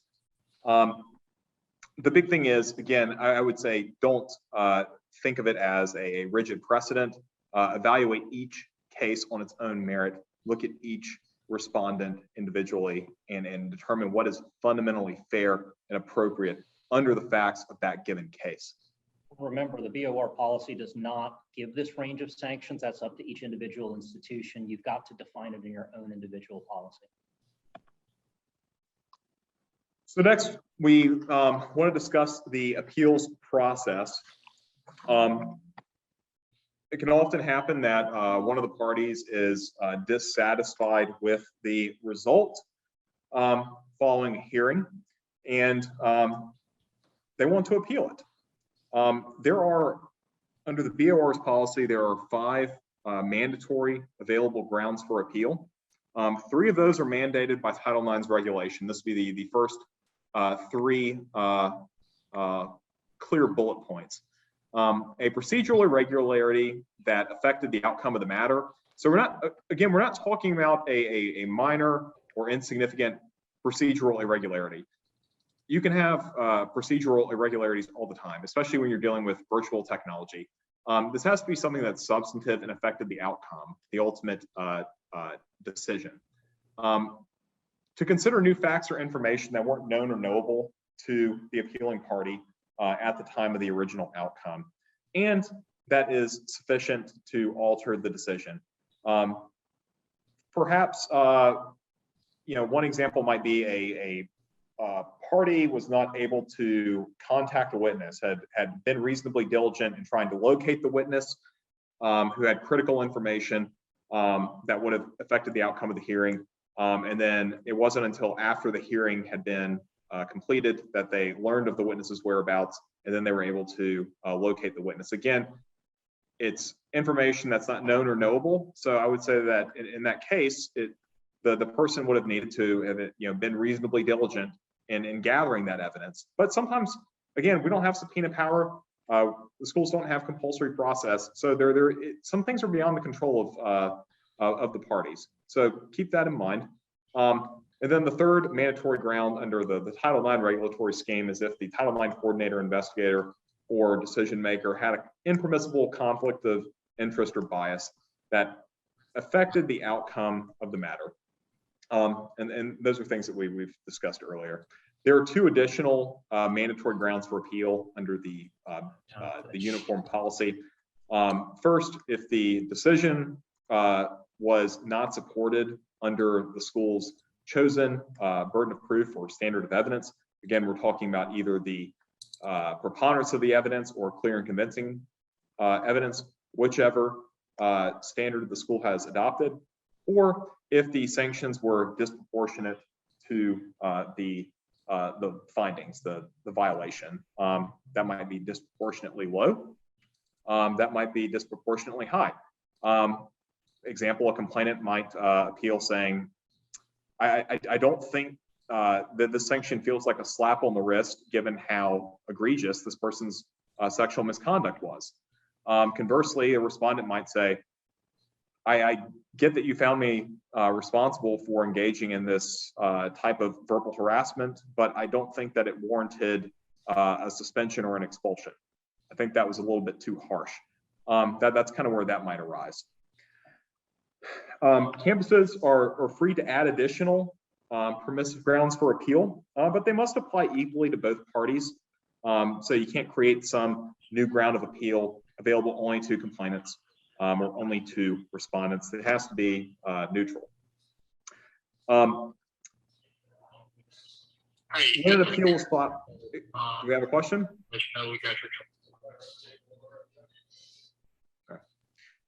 When an appeal is filed, both parties need to receive written notice of the appeal, and that is so that they have a fair, reasonable, and equal opportunity to submit a written statement, either in support of or challenging the outcome. And of course, once the appeal has been decided, there needs to be a written decision published simultaneously to both parties.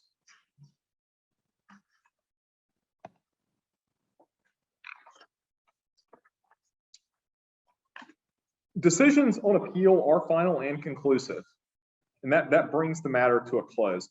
But we want to end on we don't intend it to be an ominous note, but we want to just make sure you're aware of this so that you appreciate how important your role as a decision maker is in this whole process.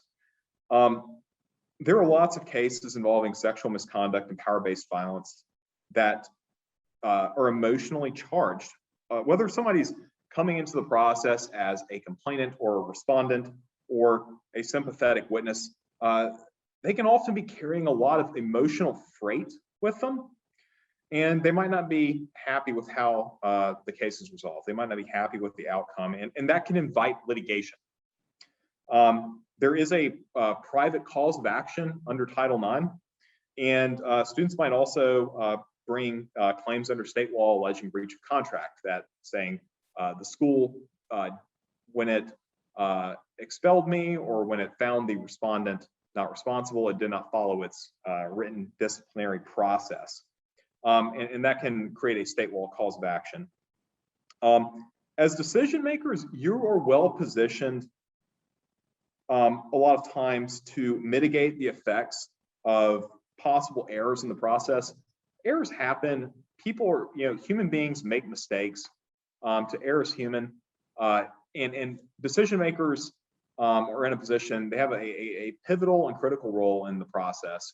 And that they are, at the end of the day, fact-finding, truth-seeking, and they're in a good position to kind of right any previous wrongs. For instance, if some type of irrelevant evidence has made it into the hearing record, well, the decision maker is in a great position to save the day by not relying on that irrelevant evidence and only focusing on the relevant evidence and making the ultimate decision.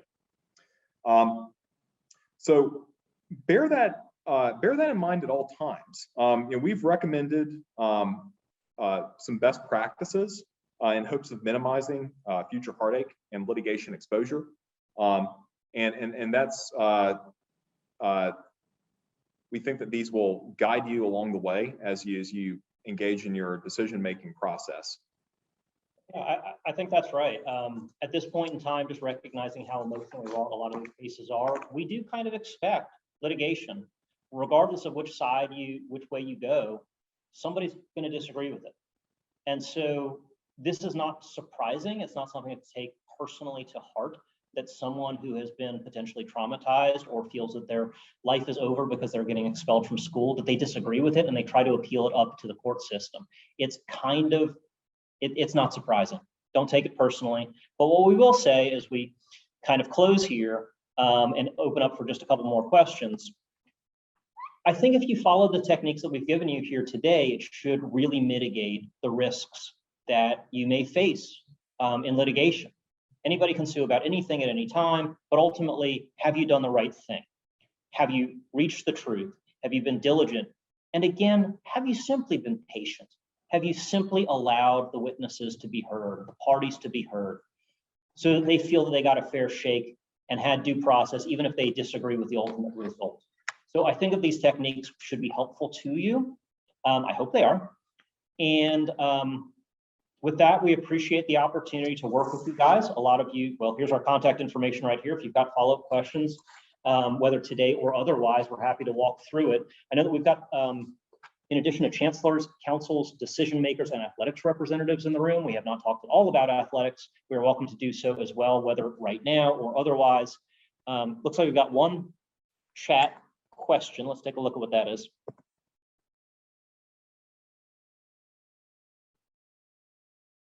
You're up. Sure.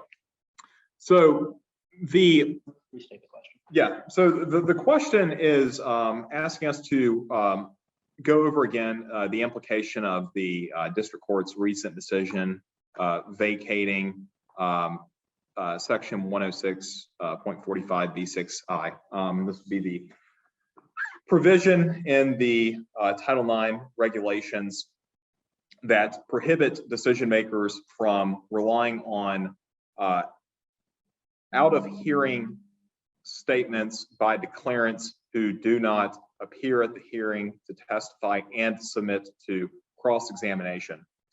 Under the 2020 Title IX regulations, the Department of Education, its policy position was that cross-examination was essential to assessing the credibility of evidence.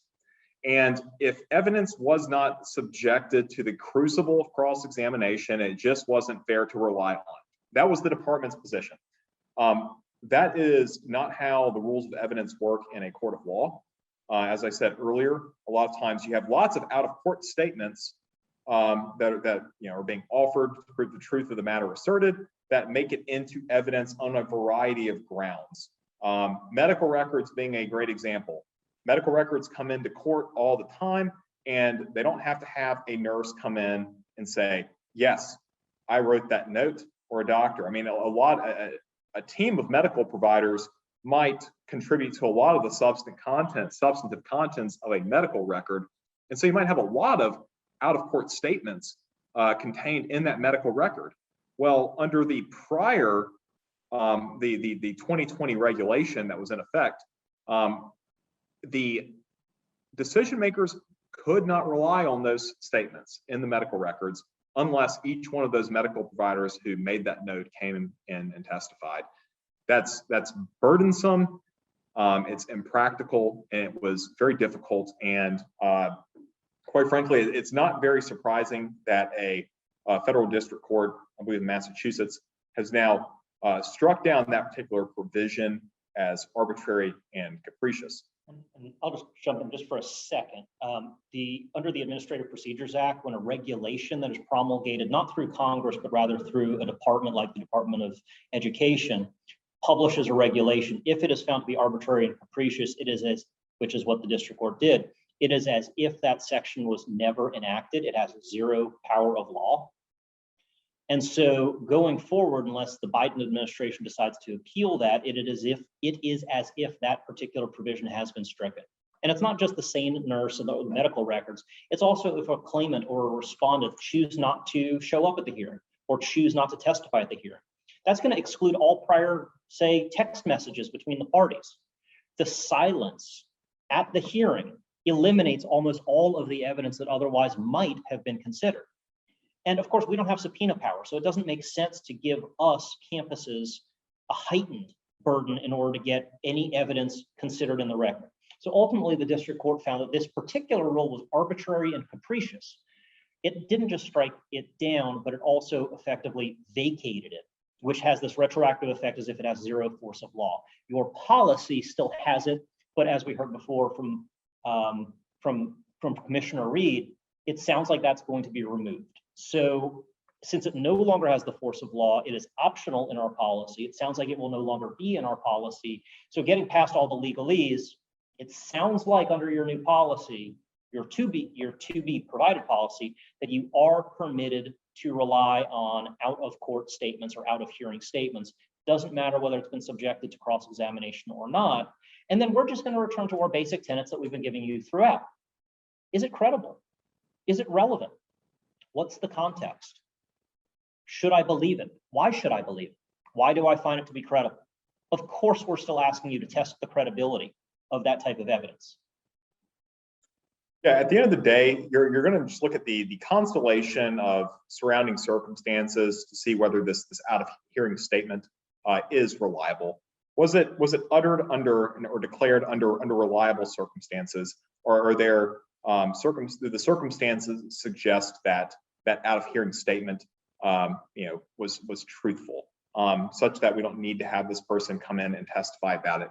You may or may not feel that this out of court or out of hearing statement was accurate, but again, just default to your fact-finding mission and all the other guidance we have provided you about assessing the credibility of evidence and trying to get a complete factual picture of what happened. We hope this has been helpful. I know that we're now, after the question, a few minutes over, so we will conclude now. Unless there are any further questions, thank you so much for your attention and your diligence and your thoughtfulness through this process. We appreciate your participation and your leadership on your respective campuses. And please feel free to reach out if there's anything else that we can do for you.